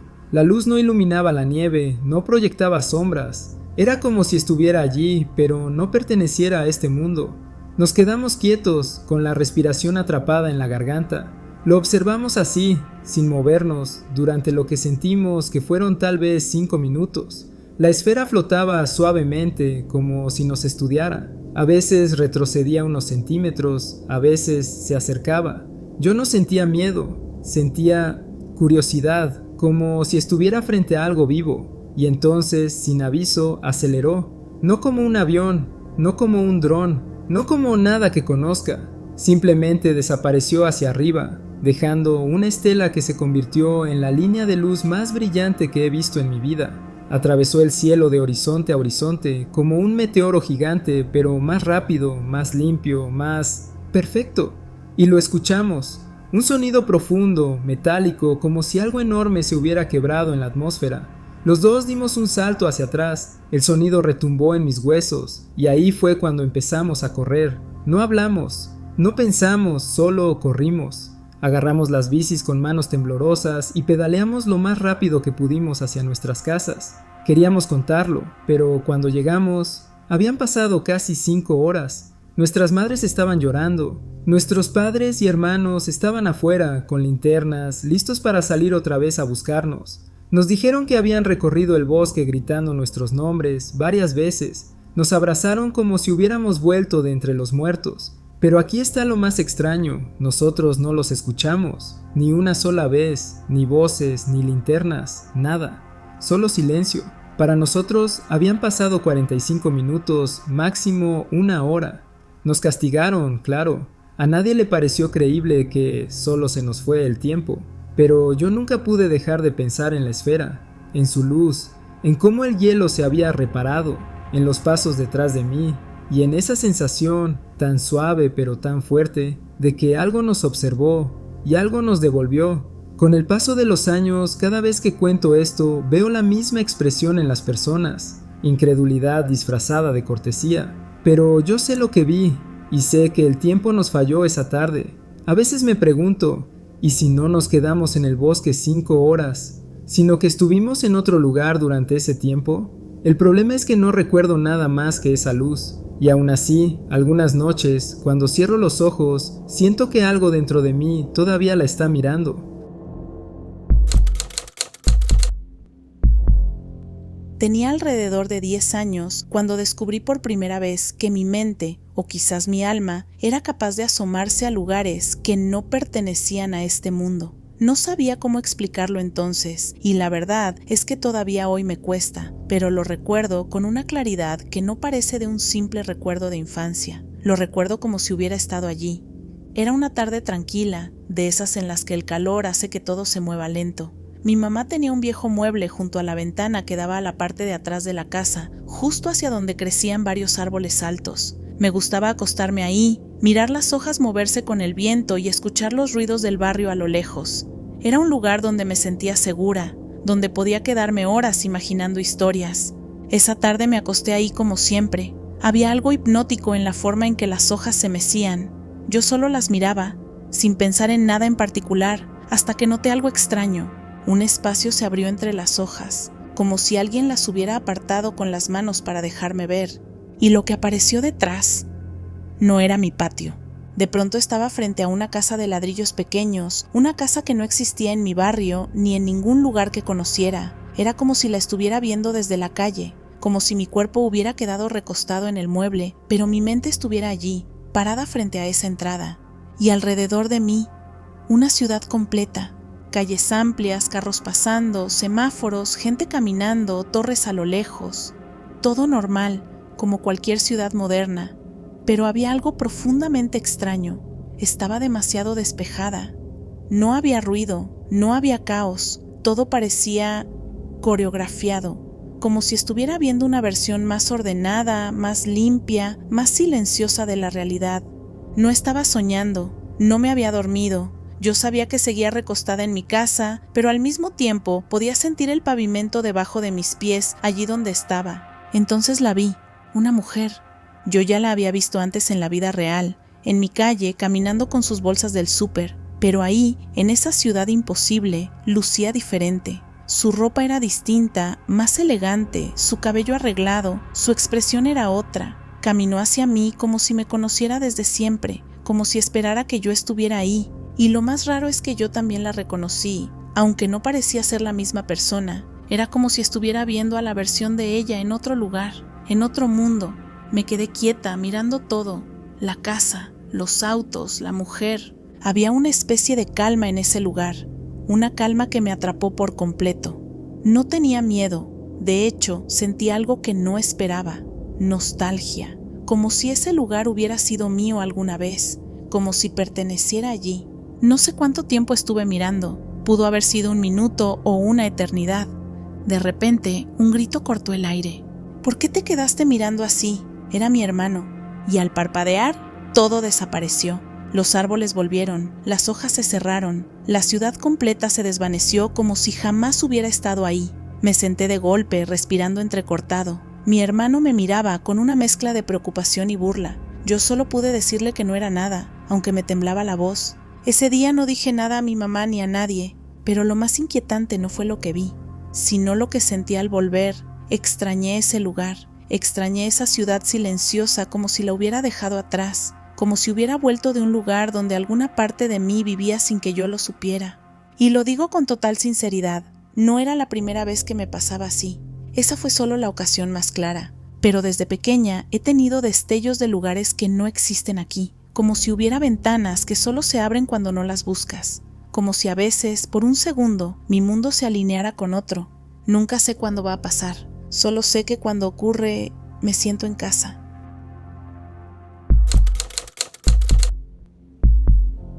Han pasado 5 años y aún me cuesta contar esto sin sentir cómo se me eriza la piel. Siempre digo que he visto cosas raras, pero nada como lo que pasó aquella tarde regresando del Warped Tour en Maryland. En ese entonces yo tenía 16, tal vez 17 años. No éramos más que 3 amigos que vivían para la música y esa sensación de libertad absoluta que se siente en los conciertos al aire libre. La mamá de uno de mis amigos se había ofrecido a llevarnos y traerlos porque ninguno teníamos coche todavía. Era de esas señoras buena onda, siempre con música fuerte, siempre riéndose. Íbamos cansados, sudados, medio afónicos de cantar todo el día, y lo único que queríamos era llegar a casa a tirarnos en la cama. Recuerdo que el sol ya casi se escondía, pero aún no era de noche. Ese momento extraño entre luz y oscuridad, cuando todo se ve medio apagado, como si el mundo se preparara para cambiar de turno. Íbamos por una carretera de 2 carriles. A los lados solo había árboles, espesos, altos, como una pared natural. Entre los 2 sentidos de la carretera había un pequeño camellón de concreto. Nada fuera de lo común, nada que te hiciera pensar que esa tarde iba a quedar grabada para siempre en nuestra memoria, hasta que pasó. No escuché nada antes. No hubo ramas quebrándose, ni movimiento, ni sombras avisando. Simplemente, de la nada, algo salió corriendo desde los árboles del lado contrario de la carretera. No fue un animal, no fue un ciervo, ni un perro, ni un oso. Juro que no. Esa cosa saltó el camellón como si pesara nada, y en cuanto tocó el pavimento de nuestro lado, siguió corriendo directo hacia los árboles. Y ahí fue cuando mi cerebro simplemente dejó de poder procesar lo que estaba viendo. Era grande, demasiado grande para ser un animal normal. Tenía extremidades largas, larguísimas, casi desproporcionadas, como si se fueran a quebrar cada vez que caían al suelo. Era completamente negro, no ropa, sino piel o pelo, algo que lo envolvía todo. Y tenía cabello, como mechones largos, mojados, apelmazados, oscuros, moviéndose de una forma que me dio asco y miedo a la vez. Y lo peor no fue cómo se veía, fue cómo se movía. No corría como un animal, no caminaba como un humano, galopaba, pero mal, torcido, asimétrico, como si cada parte de su cuerpo fuera independiente y estuviera tratando de coordinarse. Cuando saltó, lo hizo apoyándose solo en las patas traseras, y cuando cayó, volvió a caer solo sobre las patas traseras, como si las delanteras estuvieran ahí de adorno. Era tan antinatural que se sentía equivocado. La mamá de mi amigo pegó un frenón tan fuerte que casi nos estampamos con los asientos. Todos gritamos, no un grito normal, era ese grito que te sale cuando tu cuerpo piensa que va a morir. Cuando pasamos al lado de esa cosa, la vi a menos de 3 metros de distancia. No tenía cara, o si la tenía, no se la pude ver, solo oscuridad, pelo, movimiento. Y después desapareció entre los árboles como si nunca hubiera estado ahí. El coche quedó en silencio unos segundos que parecieron 10 minutos. Todos respirábamos como si hubiéramos corrido una maratón. Nadie quería ser el primero en hablar, hasta que alguien, creo que fui yo, soltó: ¿qué carajos fue eso? Y todos dijeron lo mismo, exactamente lo mismo. No un ¿era un animal? No un ¿viste ese ciervo? No, todos dijimos ¿qué diablos fue eso? Esa reacción unánime es algo que nunca voy a olvidar, porque me confirmó que no me lo imaginé, que no me dio un ataque raro de cansancio o alucinación. Lo vimos, los 4. Durante años lo he hablado con esos amigos y con la mamá que manejaba, y todos coinciden. Todos sienten escalofríos recordándolo. Nadie ha encontrado una explicación, ni cercana. A veces pienso que era un demonio, a veces un alienígena perdido, a veces un experimento escapado de algún laboratorio del gobierno. No sé cuál hipótesis me da más miedo. Lo único que sé es esto: esa cosa no debía existir, y sin embargo, la vimos, a plena luz, a unos metros, en una carretera normal, en un día común, y desde entonces, el mundo nunca volvió a sentirse tan seguro.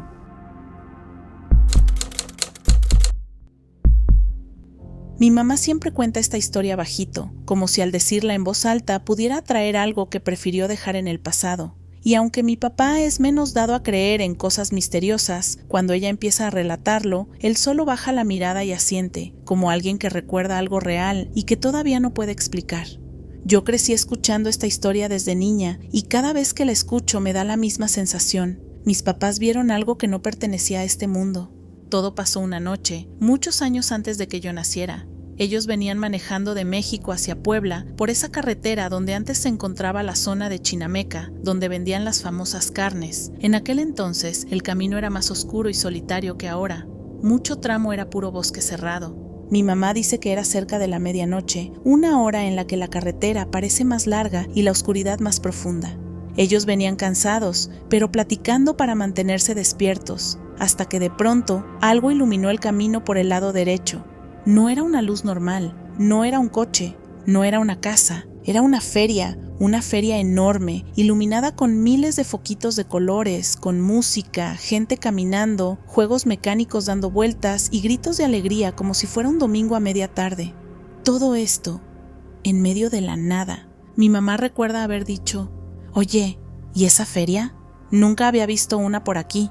Mi papá también la vio, y no solo la vio, la escuchó. Se escuchaban risas, pasos, los tambores de la música, el chasquido metálico de un juego mecánico. Incluso dice que vio gente caminando entre los puestos, comprando comida, pasando la noche como si todo fuera normal. La feria estaba tan cerca de la carretera que por un momento pensaron detenerse. Era raro, pero atractivo. Las luces parecían invitarlos. ¿Nos bajamos a ver?, le preguntó mi papá a mi mamá. Ella dudó un momento. La feria era bonita, brillante, llena de vida, pero algo no le cuadraba. No había carros estacionados, no había caminos que llegaran hasta ahí, era solo bosque, y en medio del bosque una feria funcionando como si nada. «No», le dijo al final, «sigamos». Mi papá vio que ella estaba inquieta y no insistió. Siguieron manejando sin mirar atrás, pero los dos fueron en silencio un buen rato. La luz de la feria quedó atrás como si se hundiera de nuevo en la oscuridad del bosque. Unos kilómetros adelante, ya cerca de una zona más transitada, se detuvieron a cenar. Mi papá, con curiosidad, le preguntó al dueño del pequeño restaurante: «Disculpe, ¿qué feria es la que está antes de Chinameca? Se ve enorme, ¿eh?». El hombre dejó de limpiar las mesas. Los miró como si no hubiera entendido. «¿Cuál feria?». «Una que está como a un lado de la carretera», insistió mi mamá. «Con juegos, luces, gente». El hombre negó con la cabeza lentamente. «Por ahí no hay nada de eso, señora. Todo ese tramo es puro monte. En esa zona no hay ferias. Nunca ha habido». Mis papás sintieron un escalofrío. No había forma de que ambos lo hubieran imaginado. No era un reflejo, no era un error. Los dos la vieron, los dos la escucharon. El hombre solo agregó: «Dicen que en esa parte del bosque se aparecen encantos, lugares que no deberían existir, y que si uno se mete, ya no regresa». Mi mamá siempre dice que si se hubieran detenido, si hubieran entrado a esa feria, si hubieran pisado ese terreno, quizás nunca los hubiéramos vuelto a ver. A veces me pregunto qué habría detrás de esas luces, si la feria era real en algún otro tiempo, si pertenecía a otra dimensión, o si simplemente era una trampa para viajeros cansados. Sea lo que sea, mis papás siguen agradeciendo no haberse bajado del coche esa noche. No olvides darle like y suscribirte a nuestro canal. Nunca voy a olvidar esa noche del 31 de octubre. Aunque crecí en una familia muy tradicional, llena de altares, veladoras y ofrendas cada Día de Muertos, yo siempre lo había visto como una costumbre más. Algo bonito, sí, pero simbólico. Nunca lo tomé en serio. Ese año, sin embargo, estaba cansada, así que decidí quedarme a dormir en casa de mis padres. Les dije que dormiría en el sillón de abajo, porque no quería subir escaleras ni despertar a nadie. Mi mamá había terminado su altar unas horas antes. Recuerdo verla acomodar cada foto con una devoción casi ritual. El abuelo, mi tía Lidia, una prima que murió muy joven, un vecino que fue como familia, veladoras nuevas, pan de muerto recién comprado, flores de cempasúchil por todos lados. Y yo, mientras tanto, revisando el celular y diciendo, qué bonito les quedó, solo para cumplir. Ya era tarde cuando me acosté. Dejé la luz del comedor encendida porque no me gusta dormir en completa oscuridad cuando no es mi casa. Me acomodé en el sillón, me cubrí con una cobija ligera y me quedé dormida sin problema. No recuerdo la hora exacta en que desperté, pero debió ser madrugada, quizá entre las 2 y las 3. Todo estaba en silencio, solo escuchaba el sonido leve del refrigerador y el ocasional crujido típico de una casa vieja. Fue ahí cuando pasó. Entre la semioscuridad del comedor, donde apenas alcanzaba a llegar la luz amarillenta, vi el movimiento de unas manos. No era una sombra rara ni un reflejo, eran manos pequeñas, como de un niño. Se movían despacio, como si estuvieran llamándome, y escuché una voz suave, infantil, que me decía, «Despierta, ya llegamos, ya estamos aquí». En ese momento pensé automáticamente en mis sobrinos. A veces se despertaban temprano y bajaban a buscarme cuando me quedaba a dormir ahí, pero algo no encajaba. La voz no sonaba a ninguno de los dos. Cuando abrí bien los ojos, ya no solo vi las manos.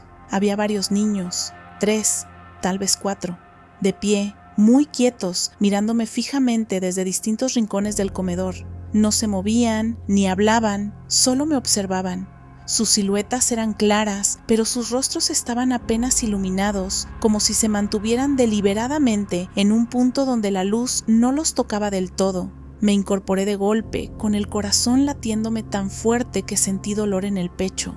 Y en el instante en que me senté, desaparecieron. No salieron corriendo, no se desvanecieron lentamente, simplemente ya no estaban. Encendí de inmediato la luz de la sala, casi tirando la lámpara de la mesa mientras buscaba el interruptor. Revisé el comedor, la cocina, el pasillo, incluso abrí la puerta del baño. Nada, no había nadie, ni un ruido, ni una sombra. Me quedé sentada en el sillón, temblando, incapaz de volver a dormirme. Cada minuto hasta que amaneció se sintió eterno. A la mañana siguiente, cuando mi mamá bajó, le conté lo que había visto. Ella me escuchó sin interrumpir.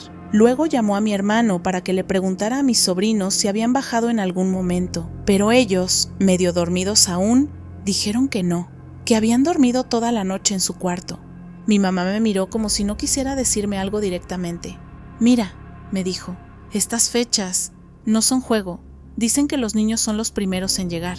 Mi hermano también comentó que algunos años anteriores habían escuchado pasos pequeños cerca del altar, o el sonido de juguetes moviéndose, pero que nunca nos decían nada para no asustarnos. Yo no supe qué responder. Ese día regresé a mi casa con una sensación extraña, como si algo se hubiera roto en mi manera de ver las cosas. Durante años pensé que el Día de Muertos era simbólico, un homenaje, una tradición bonita, pero esa madrugada sentí algo profundamente real, algo que no tengo cómo explicar.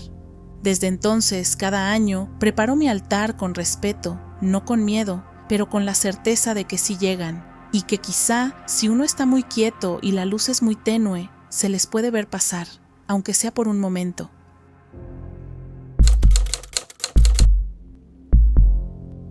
Durante varios años trabajé con un equipo de ingenieros en una empresa que nos exigía viajar constantemente. Por esa razón, vivíamos todos juntos en una casa grande que la compañía nos rentaba, algo así como una casa-oficina. Teníamos cuartos separados, una cocina compartida y un patio donde mis 2 perros solían pasar la mayor parte del tiempo.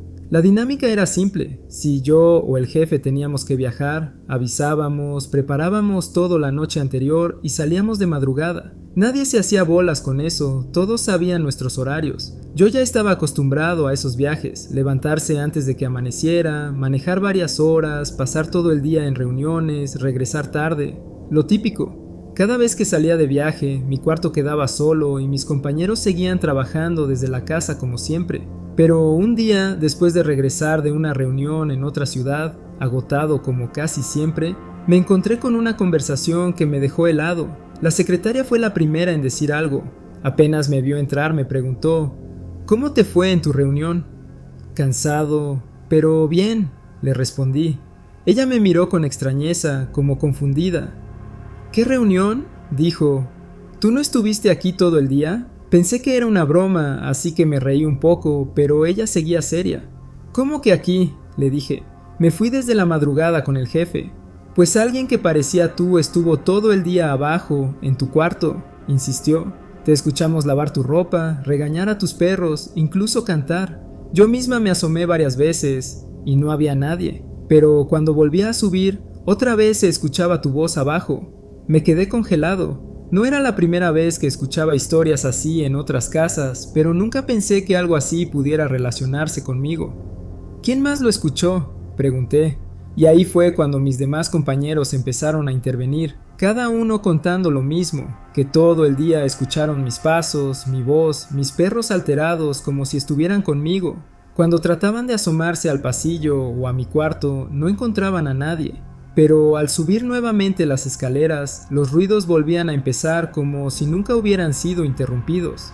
«Era tu voz», dijo uno de los ingenieros más serios del equipo. «No alguien parecido, era tu voz exacta». Los demás asentían, realmente nerviosos. No era un chisme ni una burla. Lo decían con la seguridad de quien sabe que vio o escuchó algo imposible.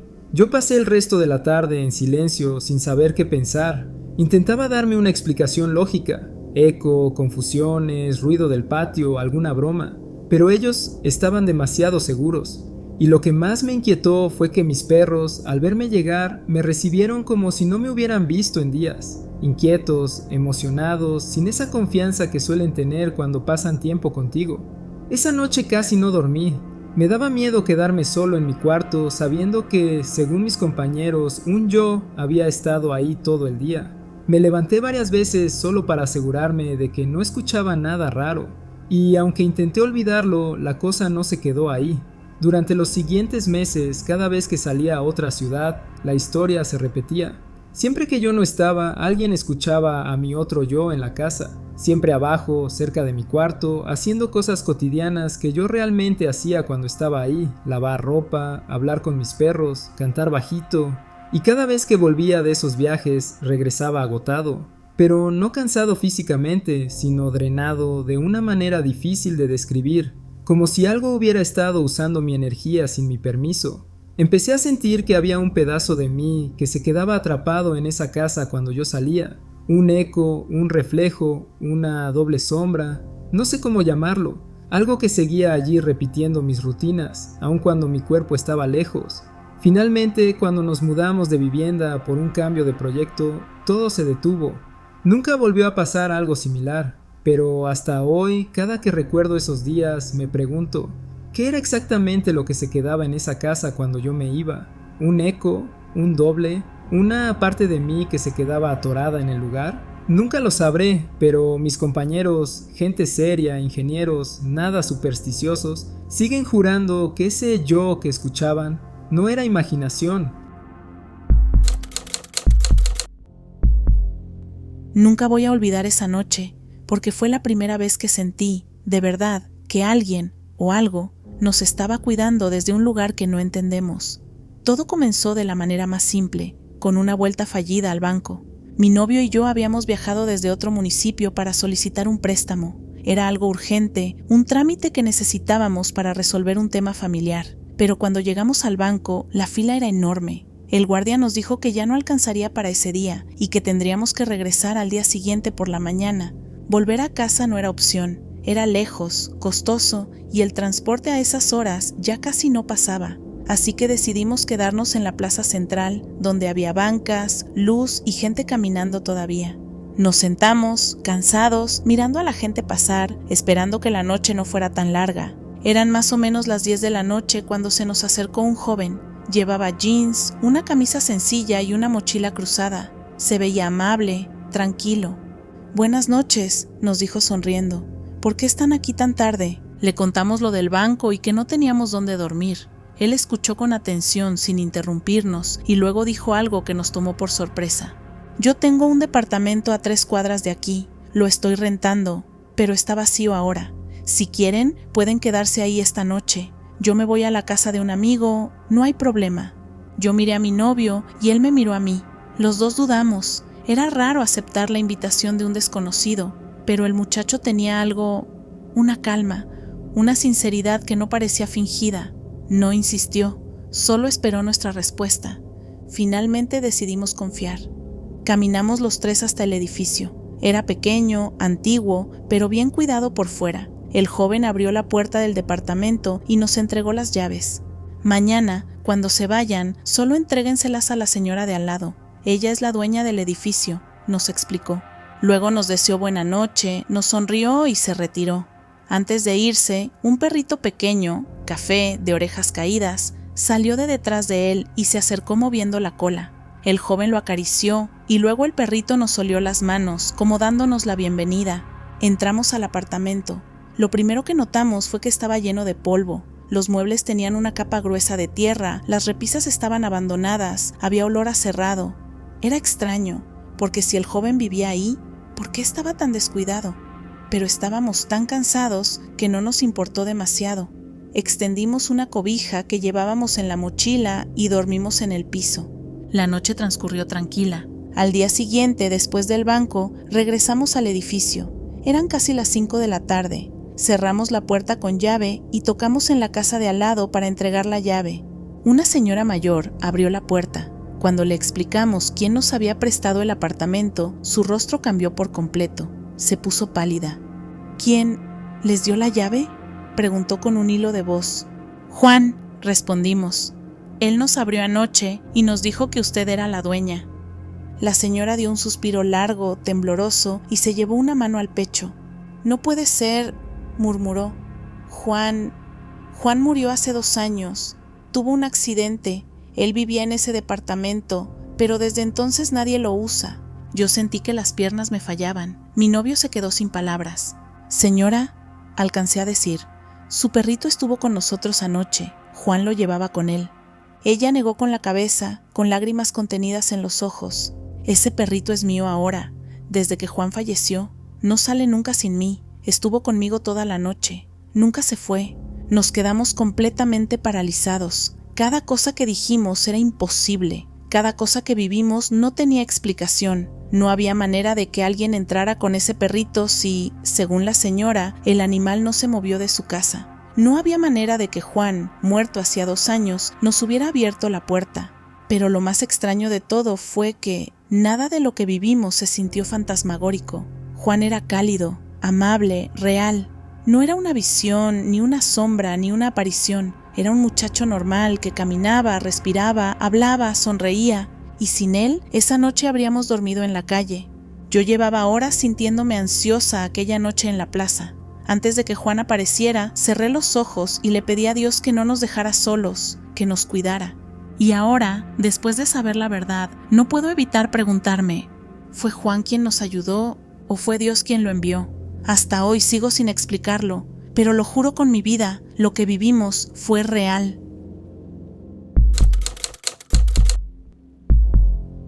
Hay noches de patrulla que olvidas al día siguiente, otras que recuerdas por un par de semanas, y luego está esa, la del 14 de noviembre del 2012, que llevo más de una década intentando entender. Una noche tan perfectamente normal, hasta que dejó de serlo. Era un turno tranquilo, el típico patrullaje nocturno por carretera, asfalto mojado por la llovizna, faros lejanos, el sonido constante del motor, nada fuera de lo habitual. Yo manejaba mi viejo Crown Vic, que ya tenía sus años, pero seguía siendo confiable. Pensaba en mis hijos, en lo que íbamos a hacer el fin de semana, en cosas mundanas.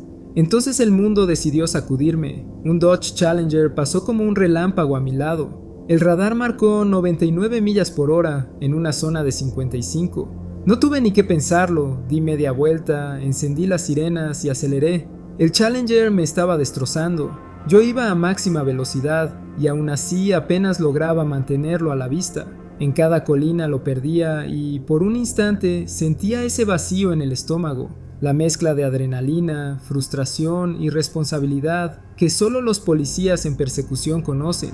Finalmente vi cómo tomó una carretera secundaria, un tramo recto, largo, unos 4 millas, pero lleno de colinas pequeñas que bloqueaban la vista a ratos. Al final de esa carretera hay una intersección en T, una donde tienes que frenar sí o sales volando hacia un terraplén.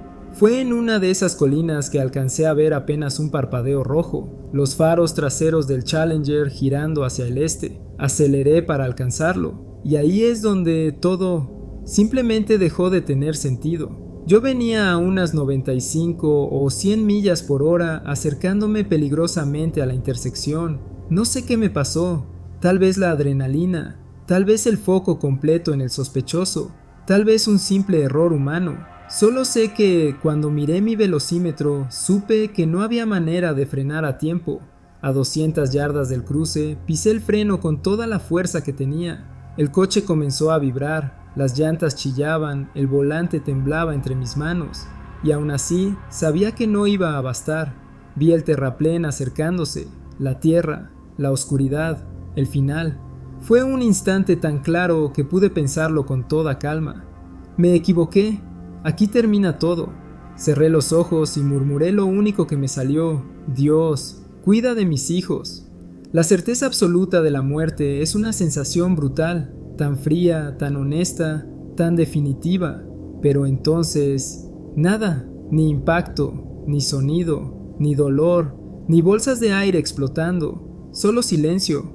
Abrí los ojos con el corazón en la garganta, y ahí estaba yo, manejando tranquilamente hacia el este, ya habiendo pasado la intersección a 50 millas por hora, como si nunca hubiera estado cerca de morir.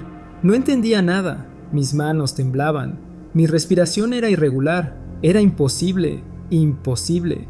¿Me había quedado dormido? ¿Había reaccionado más rápido de lo que recordaba? ¿Había muerto?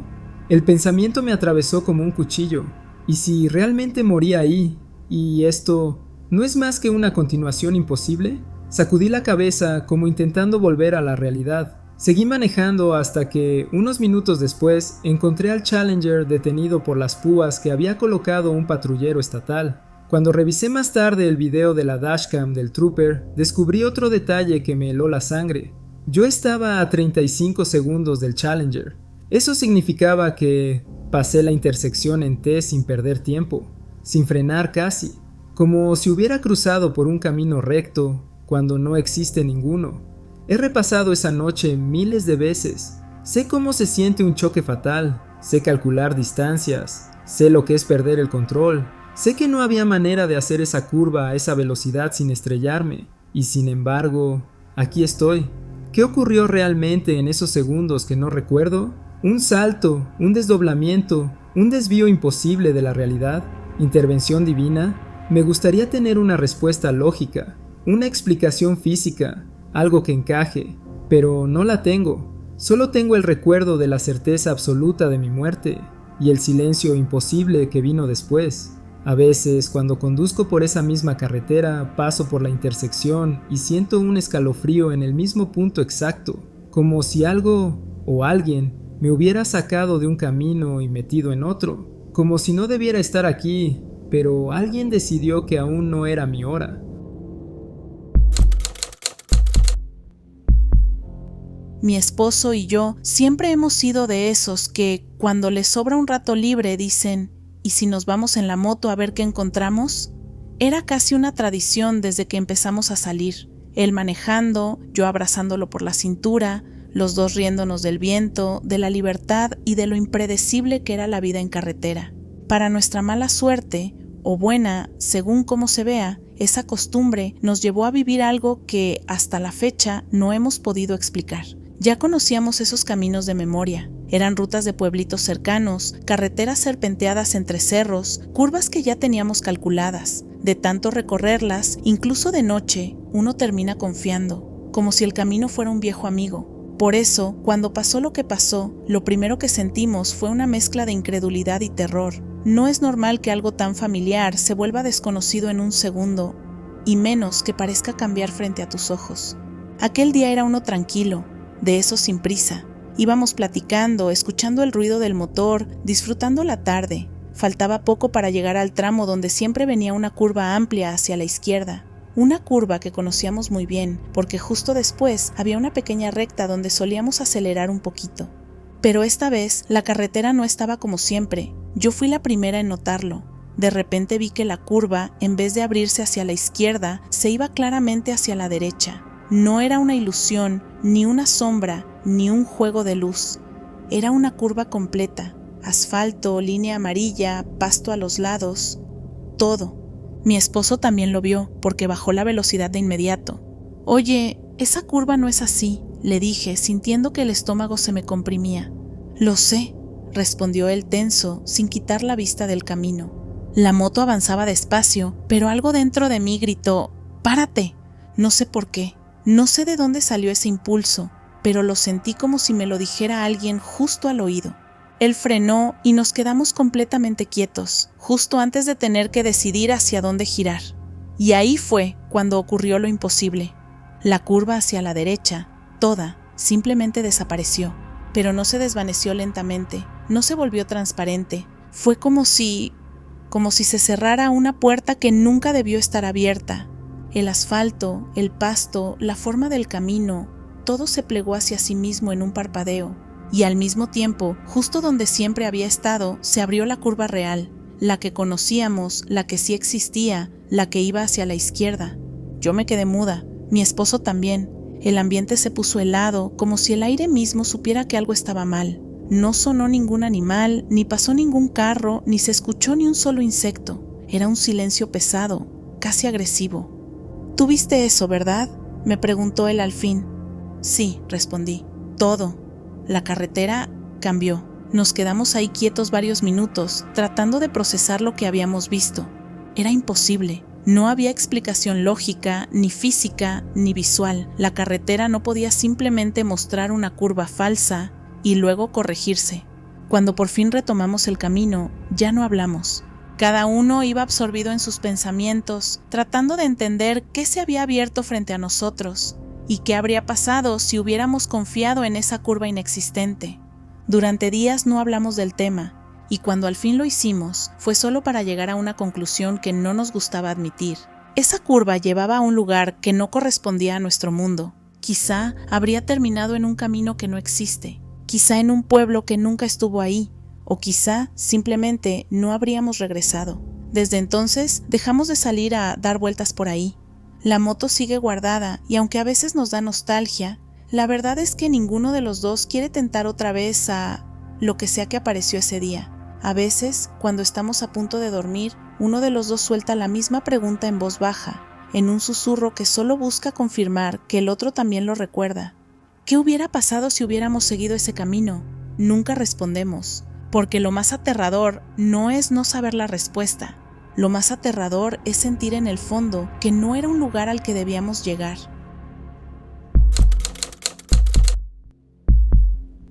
Nunca pensé que una ida cualquiera al supermercado pudiera quedarse grabada en mi cabeza para siempre. Mi novia y yo solemos ir tarde, casi de noche, porque a esa hora no hay tanta gente, y porque entre los dos siempre terminamos haciendo ese tipo de cosas más amenas. Bromeando, empujándonos con el carrito, discutiendo por cuál marca de cereal es mejor. Ya sabes, tonterías de pareja. Ese día era igual que siempre. Entramos, tomamos un carrito y nos dividimos para hacer más rápido. Yo me fui por el lado de los productos congelados. Ella se fue hacia los pasillos de limpieza. Algo completamente normal. Estaba revisando precios cuando escuché su voz llamándome desde el otro extremo del pasillo. Al mirar hacia el frente la vi, sonriéndome con ese gesto que solo me hace a mí cuando me encuentra entre la multitud. Empecé a caminar hacia ella sin pensar en nada raro, y entonces lo vi. Un hombre parado en la fila para pagar. Al principio no entendí por qué me llamó tanto la atención. Algo en él simplemente me detuvo en seco. Me quedé congelado con el carrito entre las manos, como si me hubieran presionado pausa. Era la forma de su rostro, la expresión, incluso su postura. Parecía yo, pero no yo ahora, sino yo con unos 20 años más encima. Cabello un poco más corto, un poco más de arrugas alrededor de los ojos, pero la misma mirada. Una mirada que estaba fija, igual de sorprendida, en mí. Y ahí es cuando me cayó la bomba. Él también me estaba mirando como si me conociera, como si estuviera viéndose a sí mismo. Ambos teníamos la misma expresión de ¿qué diablos estoy viendo? Me temblaron un poco las manos. Traté de tragar saliva, pero la garganta se me secó. Pensé, y se me quedó grabado tal cual. Ese hombre se parece demasiado a lo que seguramente seré yo de viejo. Fue entonces cuando noté a la mujer junto a él. Se parecía muchísimo a mi novia. Mismo tipo de cabello, misma complexión, incluso la forma de sonreír sin realmente sonreír. Excepto que esta mujer también tenía años más encima. Y en cuanto los reconocí, sentí que algo dentro de mí se hundía. Eran nosotros, o alguien que parecía ser una versión futura de nosotros. Yo seguía parado, petrificado en medio del pasillo, viendo a aquella pareja que nos miraba igual de confundidos. Mi novia llegó a mi lado, pero apenas pude voltear a verla por un segundo, porque en su cara había el mismo pánico silencioso que sentía yo. Ojos abiertos, piel pálida, una expresión que decía, esto no puede estar pasando. Mientras tanto, los otros dos seguían mirándonos fijamente. La mujer del futuro llevaba la mano en el pecho, como si también estuviera tratando de entender qué estaba viendo. El yo futuro tenía los labios entreabiertos, como a punto de decir algo, pero sin lograrlo. Por un momento sentí que el mundo se detenía alrededor. No escuché nada, ni carritos, ni anuncios, ni gente. Solo esa especie de zumbido interno que uno siente cuando algo no encaja con la realidad. No sé cuánto duró, quizá fueron segundos, quizá un minuto entero. Finalmente aparté la mirada, tomé a mi novia del brazo y nos alejamos casi caminando de espaldas, sin atrevernos a darles la espalda del todo. Ya lejos, sin saber qué más hacer, solté lo primero que vino a mi cabeza. ¿Acabamos de vernos en el futuro? Mi novia se agarró la frente como si estuviera mareada. Te juro que estaba a punto de preguntarte lo mismo, me dijo. Te lo juro. Nos quedamos quietos un segundo, los dos temblando un poco, intentando procesar lo que acababa de pasar. Y mientras discutíamos, nadie más parecía haber notado algo raro, como si aquello hubiese sido una experiencia reservada solo para los cuatro. Pagamos rápido, casi huyendo, y al salir al estacionamiento sentí la necesidad de mirar hacia atrás, por si la otra pareja salía también. No vi a nadie parecido, no supe qué pasó con ellos.